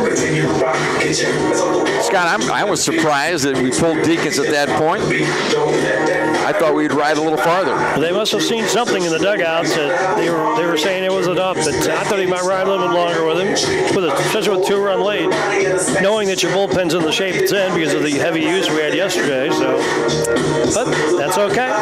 Well, it's an uphill battle. We lost yesterday against Lincoln Trail. You put yourself in the loser's bracket, and it's a tough day after that. That's why he gets paid the big bucks. Yeah. And there's somebody to blame if you lose that way. It is Mason Heyman, the catcher, who has walked both times up. He strides to the plate with a tying run at second base. That second walk of his set the table for some Blue Devil runs here a couple innings ago. And that was the last inning, by the way. Yeah, last inning, yep. He's hard to pitch to, evidently. Here's the first delivery from Silver. Swing and a miss on a breaking ball, strike 1. A little bit of a cutter, maybe a slider. Broke away from the right-handed hitter and caught the corner of the plate. But he was swinging anyway. In on the corners on the infield for the Warriors with Jellison at third and Mahan at first. Next pitch in the dirt, nicely blocked by Malzone, 1-1. Breaking ball that time off the plate. Kaskaskia could tie it up with a base hit here. Nobody out in the inning. Runners at second and third. Leadoff hit by Robinson, a double by Asensio. Silver's next pitch. Inside, 2 balls and a strike. Thought that might be closer than I thought it was there. It might have been low as well. After 2 straight working away, tried to come back, nab him inside. Next one from Silver.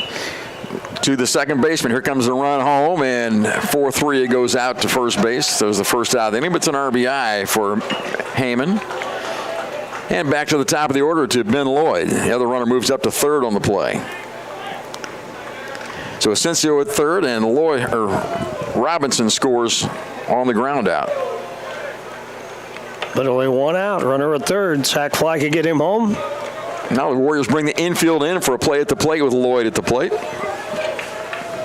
Ground ball, they will come to the plate if Asensio makes the break. Here's the delivery, and it's outside, ball one. That's the tag run at third. We're in the sixth. Just one out in the inning, though.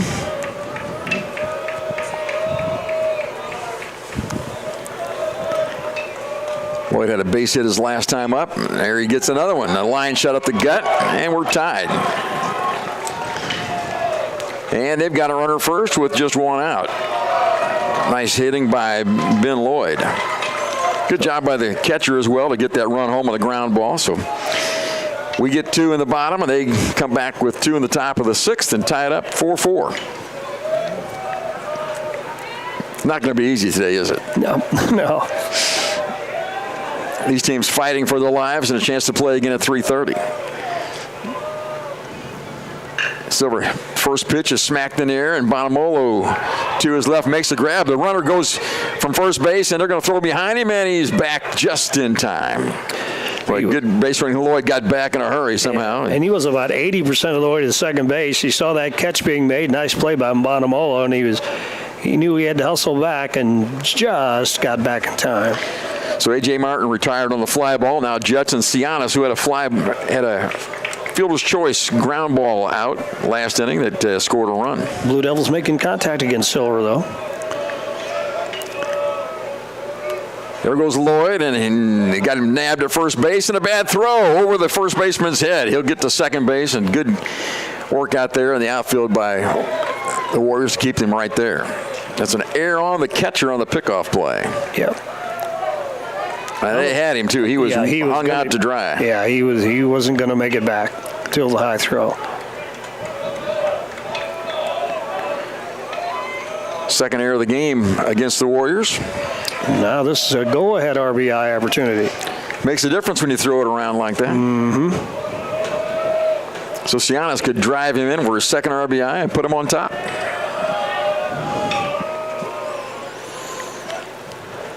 Ball hit off the right side, and it's 1-1 now. Base hit by Robinson, a double by Asensio, and a big base hit with Lloyd. He got the run home. So 3 hits in the inning. There's a ground ball toward short. Picked up there by Proctor. He throws across for the out. So Kaskaskia is retired, but in the inning they score twice on 3 base hits and an error, and they leave 1 runner on base, and we're tied up 4-4 going to the bottom of the 6th. Kaskaskia and Wabash in a good one. Back here in a minute. I'm Mason Gross. I am a marketing business management major at Wabash Valley College. You'll learn a lot about the business industry as a whole, and that really helps you to explore your options as far as to what's out there. So I'm doing my internship at Summer Real Estate in Salem, Illinois. Right now I'm working on getting my license. I am hanging around the office, going to showings, and doing everything I can as a non-licensee to get myself ready for when I graduate and take that step as an agent. You need to be mindful that when you're out, maybe doing a little tree pruning or shaping, or kids climbing in the tree, building tree houses, whatever, look up, make sure there's no power lines in or near the area. And even after the storm or after a wind event or something like that, where a limb may be falling down or hanging in the tree, make sure to look and there's no utility lines near that. And if there is, call us. We'll come take care of it. We'll get that down. We'll get things cleared up.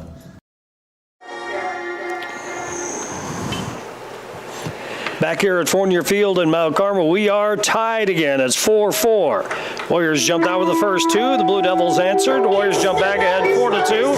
And there came the Blue Devils again to tie the game at 4-all. Well, the Kaskaskia still with their starter in the game. The Warriors have gone to the pen. Yeah, the Warriors flinched first on the starting pitching, and now it's Niles Adcock still back on the mound for them. As we go to the sixth, it's 9-1-2. Cole Proctor looks at strike one. He's the shortstop for the Warriors. Followed by LeGrande and Richie Bonamolo Jr. Next one from Adcock. That ball's hit high in the air towards center field. Coming in is Bogard. He's under it, camps under it, and makes the catch for out number one. Our center fielder is very good. He reads the ball well, and he's got good speed out there. He's very fine.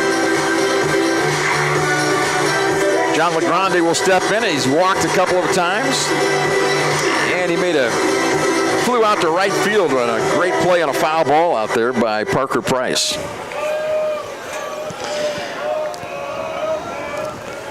First one to LeGrande is inside corner, strike one. Well, you need to keep it scoring, don't you? If they answer every time, you have to score again. Next delivery. Fly ball, line drive down the third base line. That's toward the corner. LeGrande will take the turn. He's into second base. And he stands up there with a double. Just sprayed it down the left field line. Line drive, double. There was no way, even with LeGrande's speed, that he was going to take third. But nice double to lead it off. So the Warriors have something going now. Now an RB opportunity for Richie Bonamolo Jr. He is 2 for 3 today. A couple of base hits and an RBI on the afternoon. We'll make it the morning. LeGrande leads off second. Meinhardt holds him on there.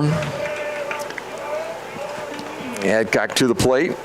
Pitches high on the fastballs. Ball one. Well, how long will they go with Adcock? They've got people getting loose in the bullpen down there. We're in the sixth of a tie ball game. Adcock off the stretch. Ground ball down third base line. That's a fair ball down toward the corner. LeGrande had to hold up, but he'll make the turn. He'll come in and score an RBI double for Bonamolo. He's 3 for 4 with 2 RBIs on the day. Boy, a big run there. The go-ahead run for the Warriors. Back on top, 5-4.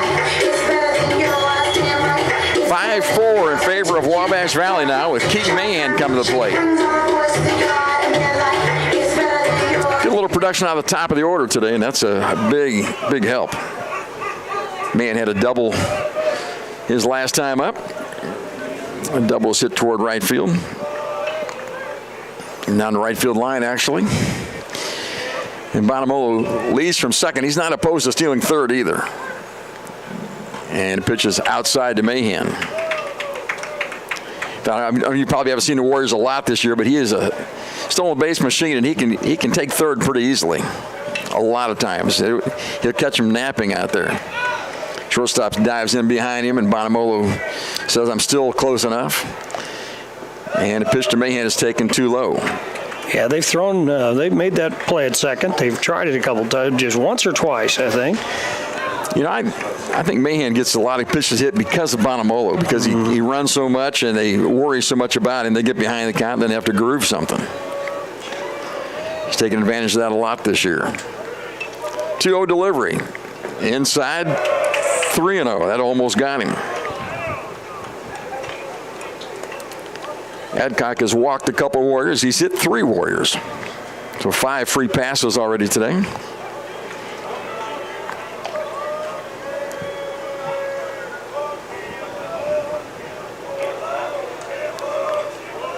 Here's the pitch to Mahan, and he takes the free one. 3-1 now. Blue Devils have a lefty and a righty warming up down the right field bullpen. Adcock is their best out of Pinckneyville, Illinois.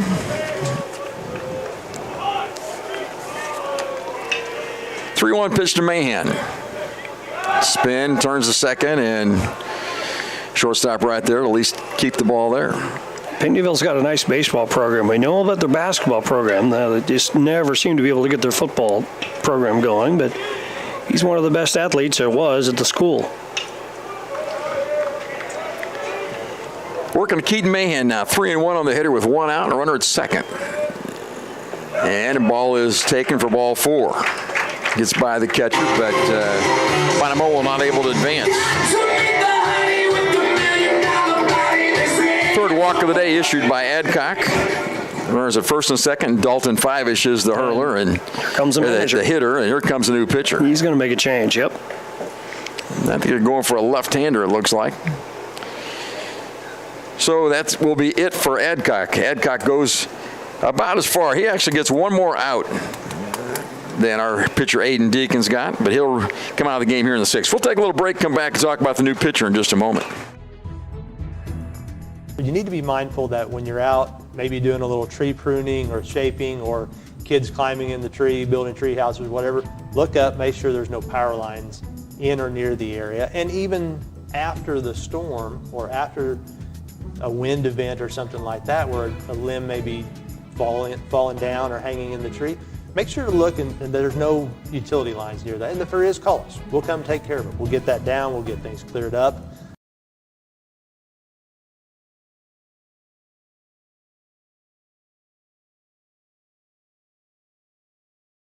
The Shop at 1418 is located at Wabash General Hospital's main lobby. It is open Monday through Friday from 10 a.m. to 2 p.m. The shop offers a nice selection of gifts for everyone, including children's books, snacks, cards, toys, apparel, and other reasonably priced items. The profits from the Shop at 1418 are used to purchase medical equipment and other needed items for Wabash General Hospital. For more information, visit wabashgeneral.com or visit our Facebook page, The Shop at 1418.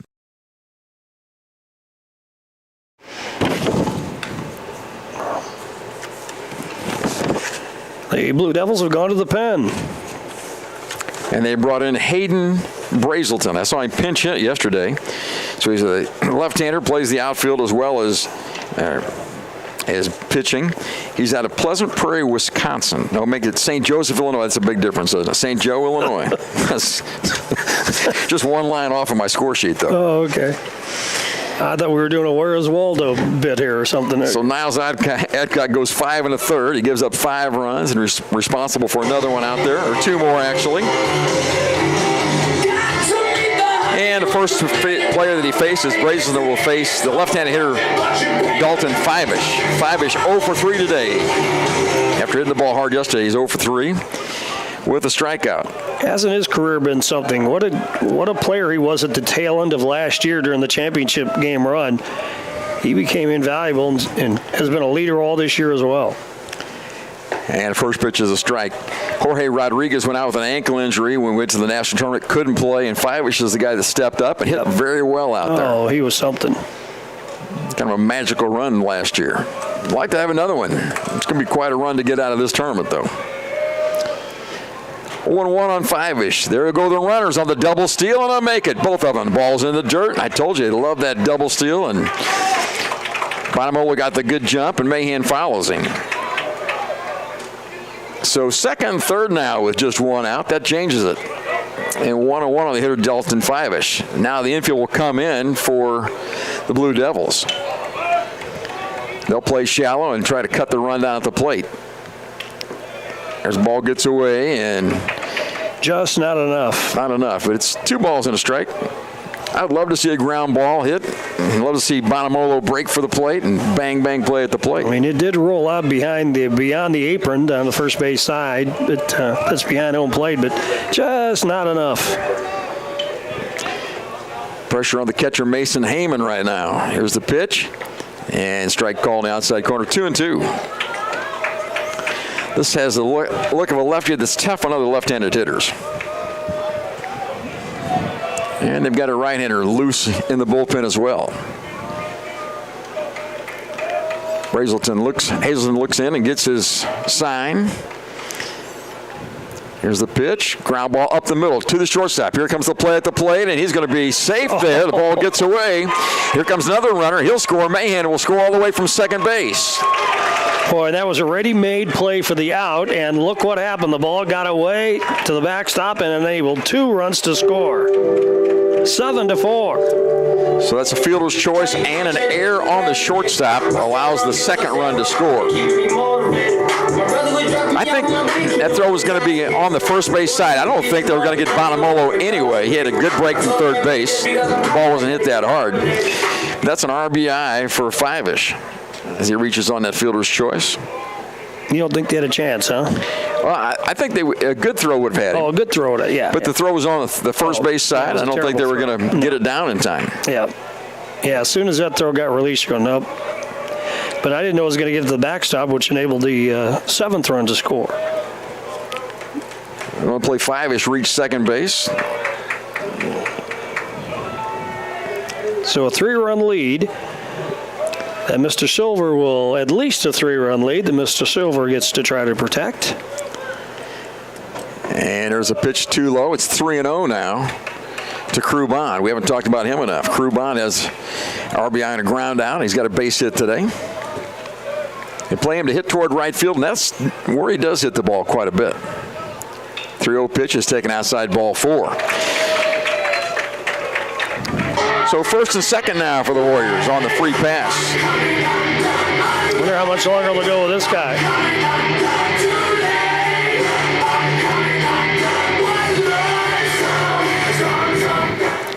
Now batting Bruce Jellison, hit by a pitch and has a hit today as well. And a pitch is low. Hayden Brazelton in some trouble now, isn't he? And they had 2 guys warming up in the pen, so we knew at least one of them was ready. They can't let this thing get away from them. And ball 2 in the dirt. Well, if you get away, you're all done. You can load the bus and go home. There's no tomorrow. This is a must-win game for both these ball clubs. Catcher out to talk to the pitcher now. Settle him down a little bit. 3 runs in for the Warriors. Bottom of the 6th, 7-4 Wabash.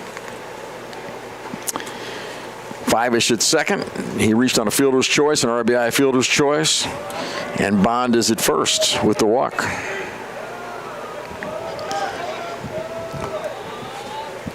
So Hayden Brazelton in relief of Adkins. 2-0 on the hitter, Bruce Jellison. Here's the pitch. High strike is called.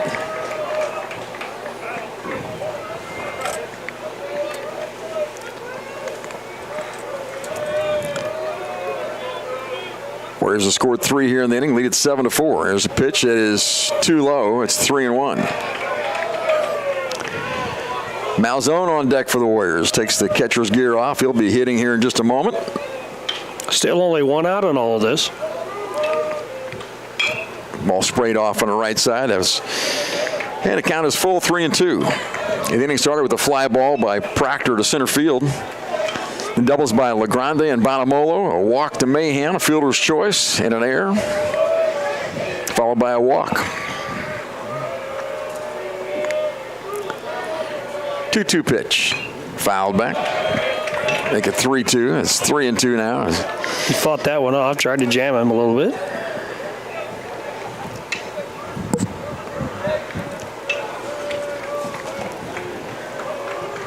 Jellison trying to drive another run home here.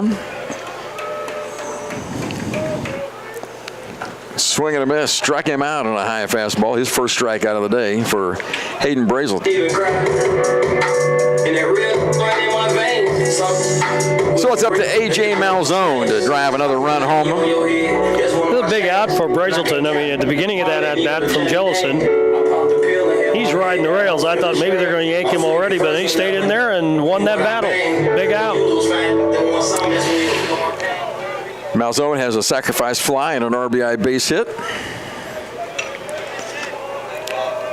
Fivish leads from second, and the first pitch is just above the zone for ball 1. Malzone, the 8th hitter to hit here in the bottom of the 6th. Runners at first and second now. And here's the pitch. Strike call.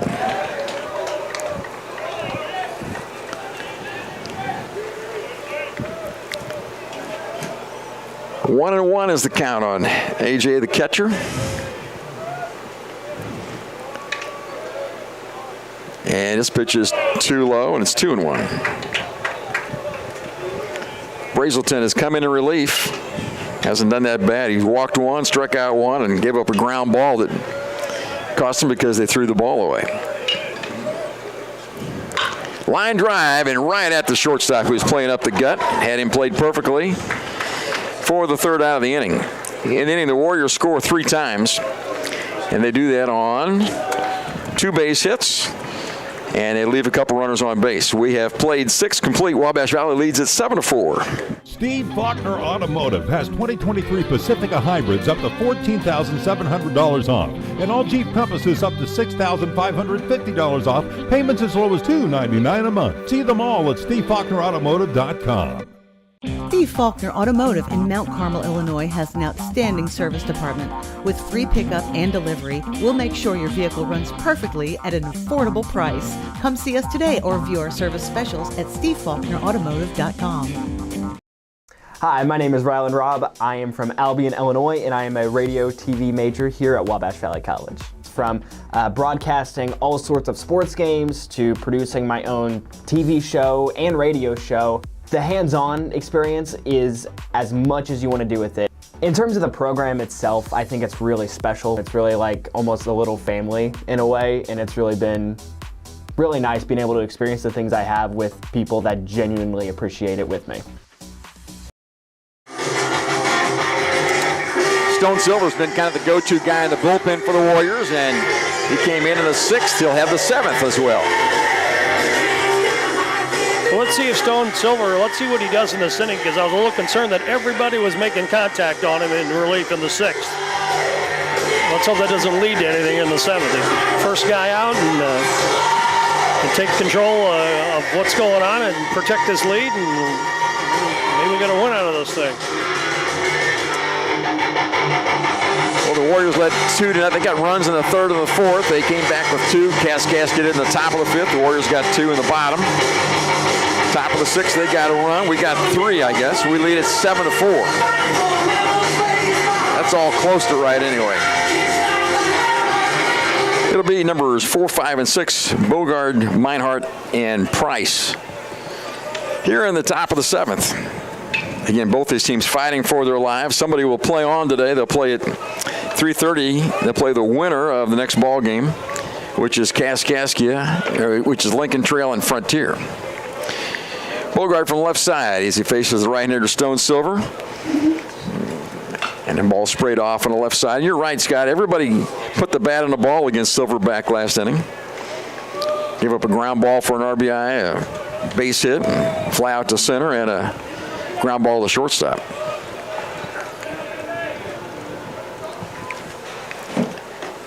Yeah, so they're seeing him. Let's hope they don't solve him. Off-speed pitch out of the zone for ball 1. Field looks really good. Yeah. Did a nice job taking care of this place. Here's the pitch. Outside, 2-1. Did you guys get any bad weather then in the end, or just a lot of rain? I think a lot of thunder, lightning, and some wind, but not bad. Not what they were talking about anyway. 2-1 delivery. Ground ball in the hole. It's short. Proctor gets by him. And that is going to be scored. Base runner. Yes, it is. I don't know. Here, let's ask the graduate what he thinks. Hit. There you go. Yeah, see that? St. Louis, that's a hit. So, there you go. Okay, we'll give him Zach Reynolds, the official scorer, gives him a hit. Here. A leadoff hit and brings up Ben Meinhardt. This kid's tough. Yeah. Base hit and a walk today. And bunts, and it ball's fair, and Malzone throws to second, and he got him there. Whoa. And I'm not sure. That may be, the umpire's going to talk about it, whether that's a fair ball or a foul ball. The umpires threw his hands up, and Malzone looked at first, and I think somebody said go to second. He made the throw down there and got him on the force. And the umpires are getting together now. Yeah, he made that decision just in time, too. That was bang, bang at second. It's a funky little bunt. He put the bat out, and it went about 3 feet out in front, and it was kind of rolling backwards when Malzone got to it. They say he's out. Okay, so the infield out is a fielder's choice. Yeah. No sacrifice, and the play goes 2-6 on the putout. Now he's going to talk to Mitch Kester. who's down the third base line now, where he was coaching over there, and he's talking to the umpire about the jury verdict. You could call New York. I'm not sure it'd do much good. The hitter will be Parker Price after Mitch Custer gets his share of the umpire. So the sacrifice did not work. I think you're probably really butting for a base hit anyway in that situation. Price has a walk today, and he's 0 for 2. And the first pitch sails wide for ball 1.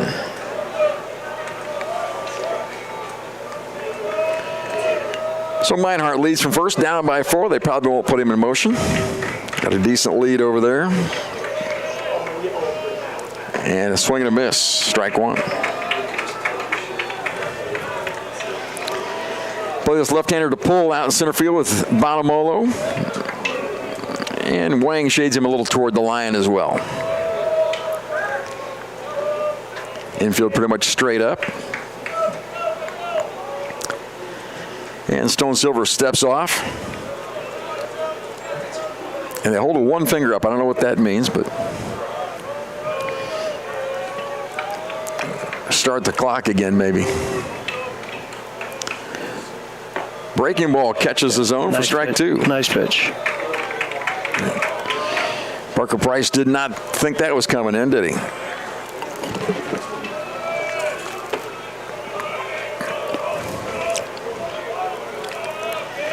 So ball and 2 strikes. Here's the pitch. Ground ball to short.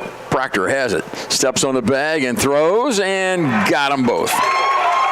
So double play gets him out of the inning. Play goes 6-3 for the putout. 6 unassisted at second base. In the inning, 1 base hit, nobody left on base. Going to the bottom of the 7th, Wabash leads it 7-4. My name is Parker Linson. I'm a second-level nursing student at Wabash Valley College. We were able to get hands-on experience with a mannequin that has real breath sounds, real, lung sounds, and can cough and, do different things. That makes it really unique to have that kind of experience right here on campus. And then we've done clinicals. Being able to go into those ICUs and emergency departments and be able to see those critical patients, it is a very good experience. Being able to be in that position and look back to where I come from, it's just awesome to be able to have that experience. You need to be mindful that when you're out, maybe doing a little tree pruning or shaping, or kids climbing in the tree, building tree houses, whatever, look up, make sure there's no power lines in or near the area. And even after the storm or after a wind event or something like that, where a limb may be falling down or hanging in the tree, make sure to look and there's no utility lines near that. And if there is, call us. We'll come take care of it. We'll get that down. We'll get things cleared up.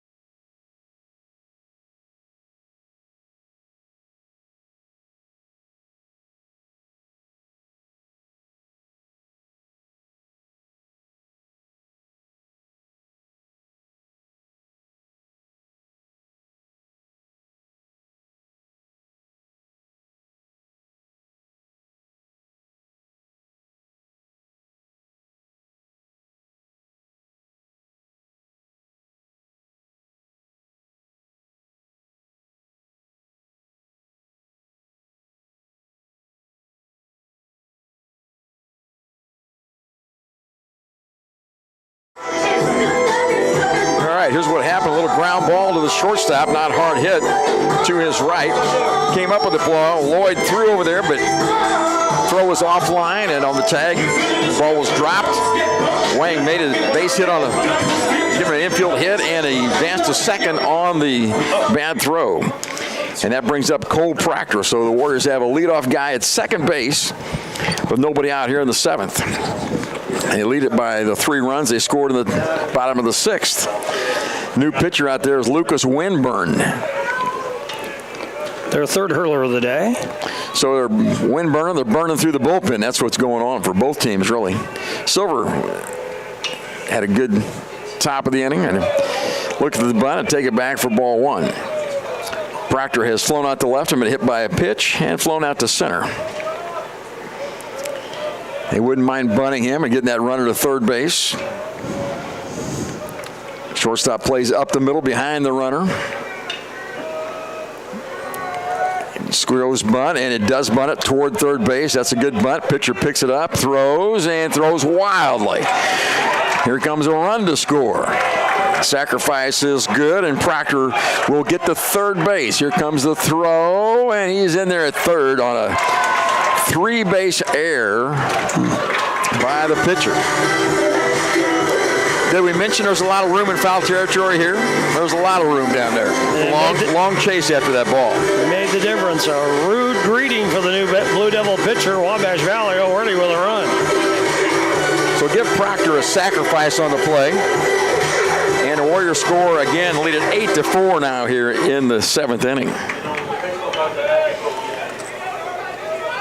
So Proctor reaches third on the throwing error by the pitcher after the sacrifice, and back to the top of the order, John LeGrande.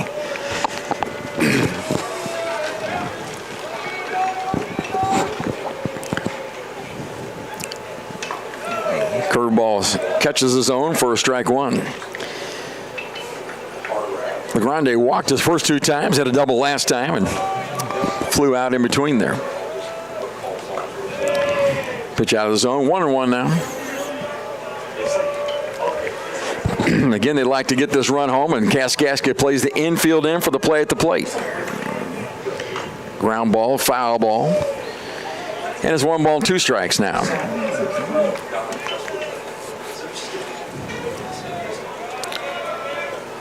Well, I like the idea of running, bunting with a runner at second base and try to get him there with third with 1 out. Swing and a miss. That's strike 3. He goes down on strikes. Paid off in a big way when the pitcher made a throw into right field. Now Richie Bonamolo will bat with 1 out and runner at third. Bonamolo has a double and 2 singles, 3 for 4 in this ball game.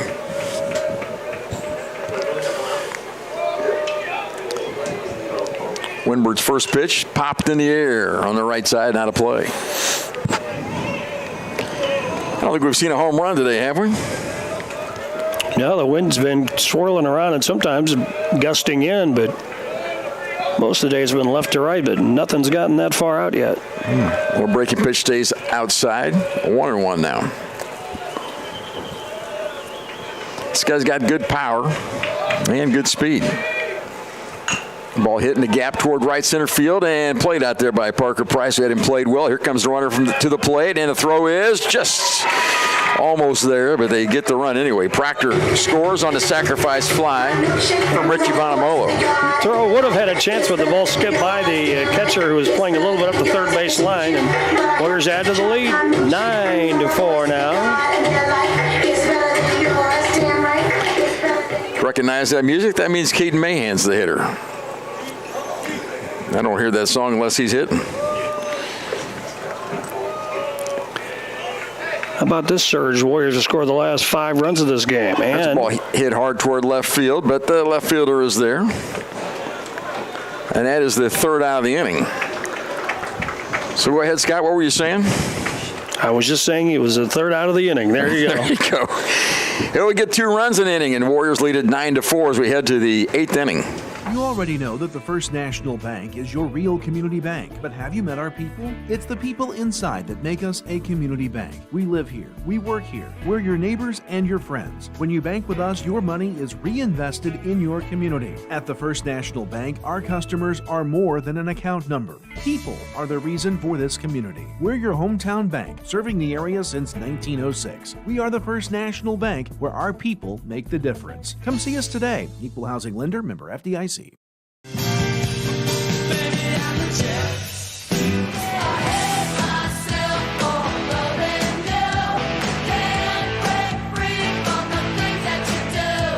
In our days, 'cause I found God. Don't wanna be an American idiot.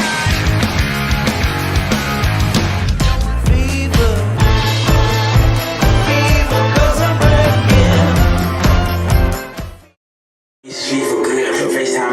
Stone Silver came in back in the 6th inning with nobody out. He got through that, made it through the 7th. Now pitches here in the 8th. He'll face the 7, 8, and 9 hitters for Kaskaskia. They're in a hole right now, down by 5. They need to get some runs this inning. Yeah, he's managed to allow contact, but he's gotten out of everything. Maybe that's his MO, his forte. He likes that, huh? No strikeouts on the day for him. So, and has struck out 38 and 35 innings coming in, so he'll probably get some. Okay, so we have a defensive change going on. Tell me what that is, Zach. Proctor moved to third, Graham's in at short. So Proctor goes to third, and who's the shortstop? Patrick Graham. Patrick Graham. So a defensive change there for the Warriors. And leading it off here in the top of 8 is Mason Robinson. He's the left fielder. Got a base hit, 1 for 3 today. Silver's first pitch to him is off the plate for ball 1.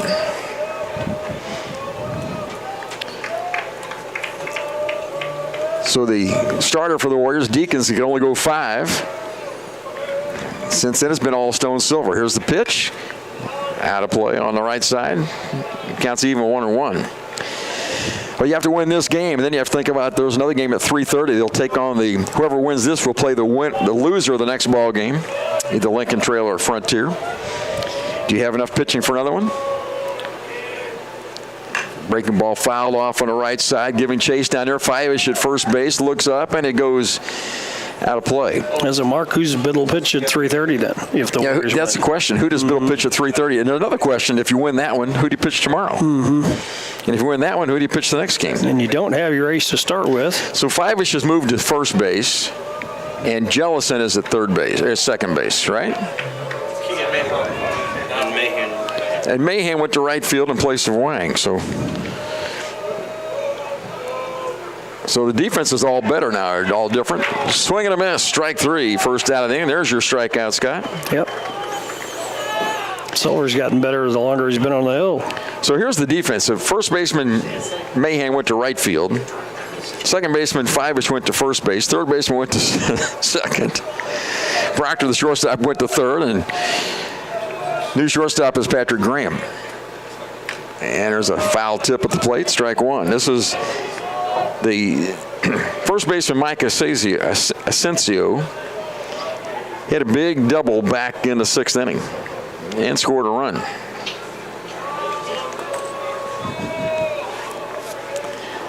One out for the inning, and the pitch is grounded off the instep of the hitter Asensio, and strike 2.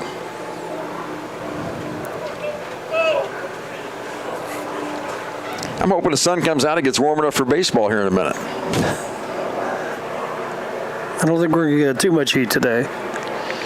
Spring baseball is always tough because of the weather. It's cool and rainy a lot of the year.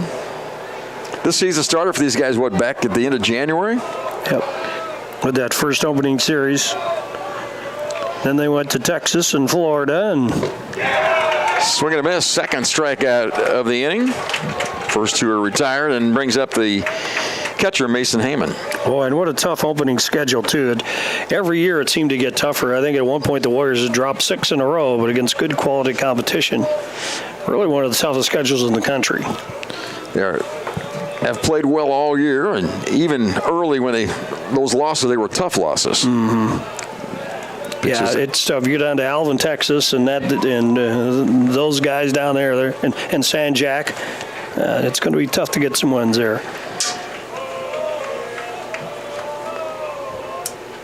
Next delivery's fouled and counts 1-1. I'm looking at my scorebook. I don't think we've had an inning since the first two that went 1-2-3.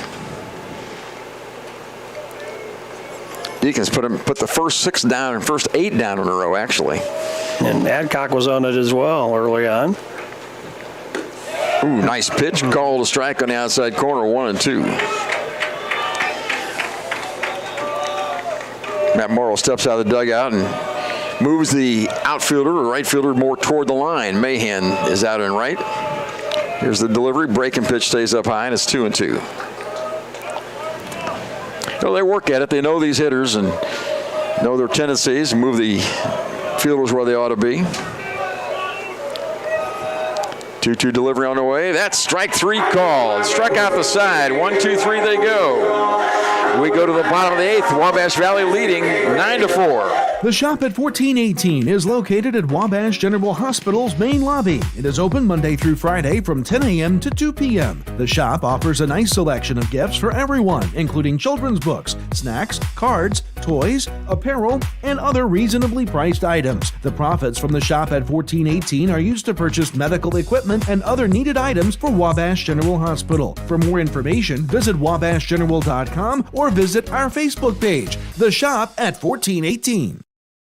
Hi, my name is Rylan Robb. I am from Albion, Illinois, and I am a radio TV major here at Wabash Valley College. From broadcasting all sorts of sports games to producing my own TV show and radio show, the hands-on experience is as much as you want to do with it. In terms of the program itself, I think it's really special. It's really like almost a little family in a way, and it's really been really nice being able to experience the things I have with people that genuinely appreciate it with me.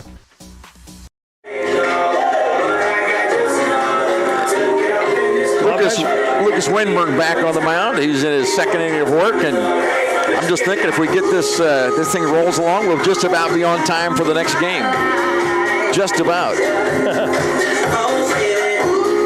This game started, what was it, about 9:33, you said, something like that? Yep. And we're about 3 minutes till noon right now, so we're almost 2.5 hours in.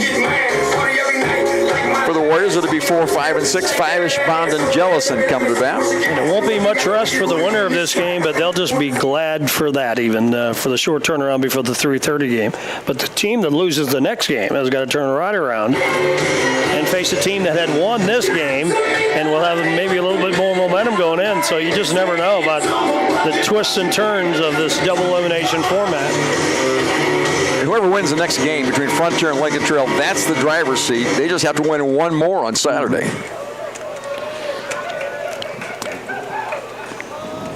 If the Warriors win this, they would have to win another one today and 2 tomorrow to make it out of the tournament. The ball's hit high in the air towards center field. Going back on the ball is Bogart. Looks up, he's at the wall, and makes the catch. He's a very good center fielder.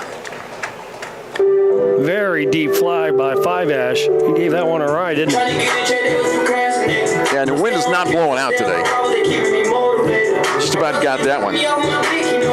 Now it's Crew Bond. He's got a base hit and has scored a run today. Winburn's first delivery to him is a breaking pitch that's too high for ball 1.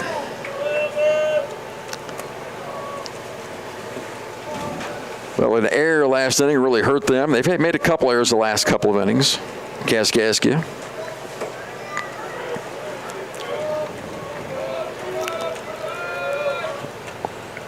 And there's a breaking ball, stays up high again. That's a hard breaker. 2-0.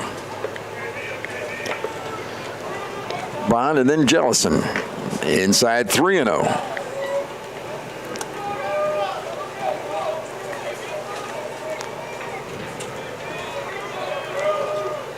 And 4-0. He walked him on 4 straight. 5th walk that's been issued to the Warriors today, and it brings up Bruce Jellison, who has struck out twice, hit by a pitch, and has a base hit.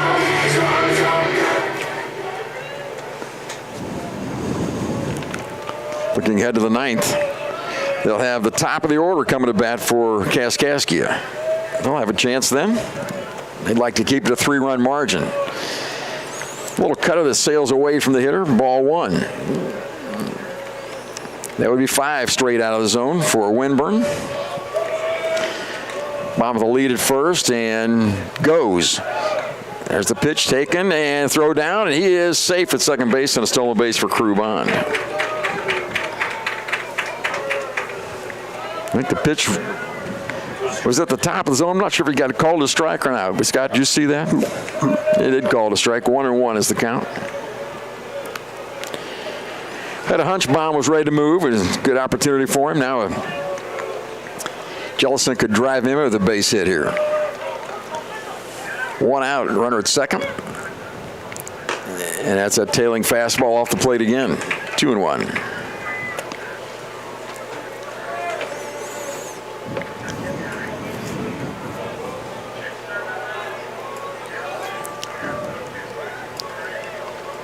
Nine to 4 Wabash here in the bottom of inning number 8. And a strike taken. 2-2. A straight fastball. Got a good cutter that moves away from that hitter as well. That time Jellison took it thinking it might be the cutter instead of the fastball.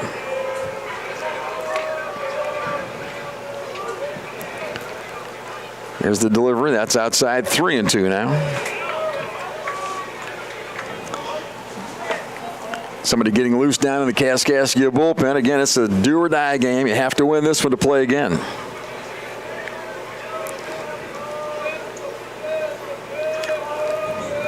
Winburn from the stretch to the plate. Swing and a miss. He got him out in number 2. Now batting is A.J. Malzone, the Warrior catcher. Got a couple RBIs today, a sacrifice fly and a base hit.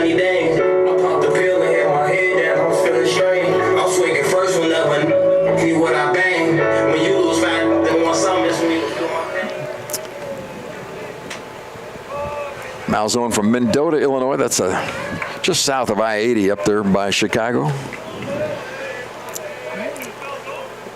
Lloyd, the shortstop, holds the runner on, plays behind the runner right up the middle. And I think that's where he caught the line drive from Malzone in the last at bat. Our crew's been to Mendota. We did a football game out there a few years ago.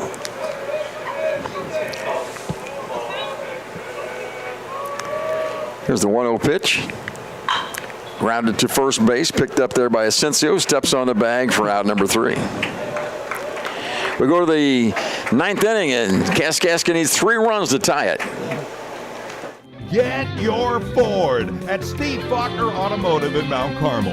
2024 Escape up to $2,500 off, and 2024 Edge up to $2,900 off. Go to SteveFaulknerAutomotive.com today. At Steve Faulkner Automotive, get 2023 Chargers and Challengers up to $13,000 off. 2023 Jeep Gladiators up to $11,400 off. And all 2024 heavy-duty Rams up to $13,000 off. Come in today.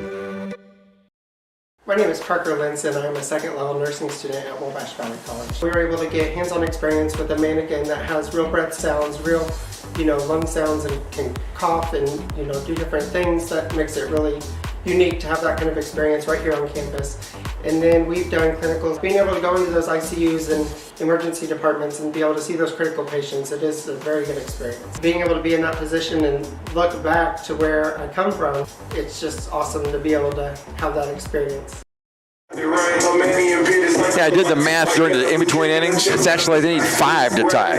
9 to 4, Wabash Valley leads it as we go to the top of the 9th. And Stone Silver back on the mound.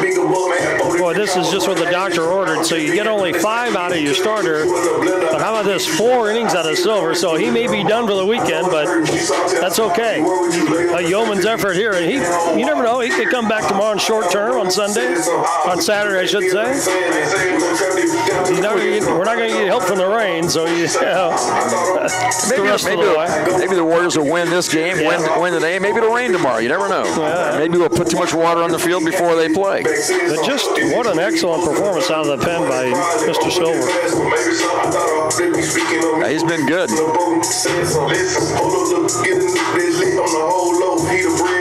So top of the order, Ben Lloyd. It's a pesky guy. 3 for 4 today. 436 batting average on the season. 510 on base percentage. I don't think he's going to hit the ball very far, but he gets on base all the time. Half the time, at least. So Stone Silver in his 4th inning of work. Came in the 6th with nobody out. And the first pitch to Lloyd is sails outside for ball 1. I know they brought Graham in at shortstop for defensive measures, and then we shifted some other guys around. So is this our preferred late inning defensive infield? I would think this is about as good as we have, yeah. Foul ball over the third base coach's head and makes it 1-1. Well, then we're in good shape at the right time then, with a 5-run lead. Proctor's at third. He's played most of the year at third. He's played some shortstop lately. Graham has been out with some injuries. He's at short now. And the 1-1 delivery is taken out of the zone, evidently 2-1. It was a straight change and a little too high, I think.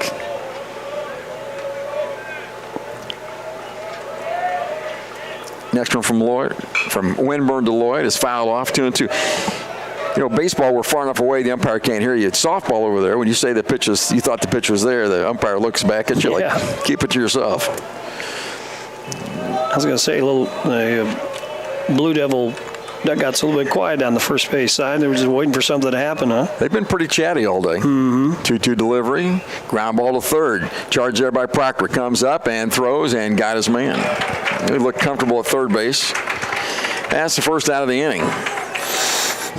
2 more to go for Stone Silver. A.J. Martin is the hitter now. 361. He's had a good year. And he is 1 for 4 today. Martin plays third base for Kaskaskia. We'll have the Frontier Lincoln Trail game about 35 or 40 minutes after this one ends. It will not start at 12:30. First pitch is a straight change in the dirt for ball 1.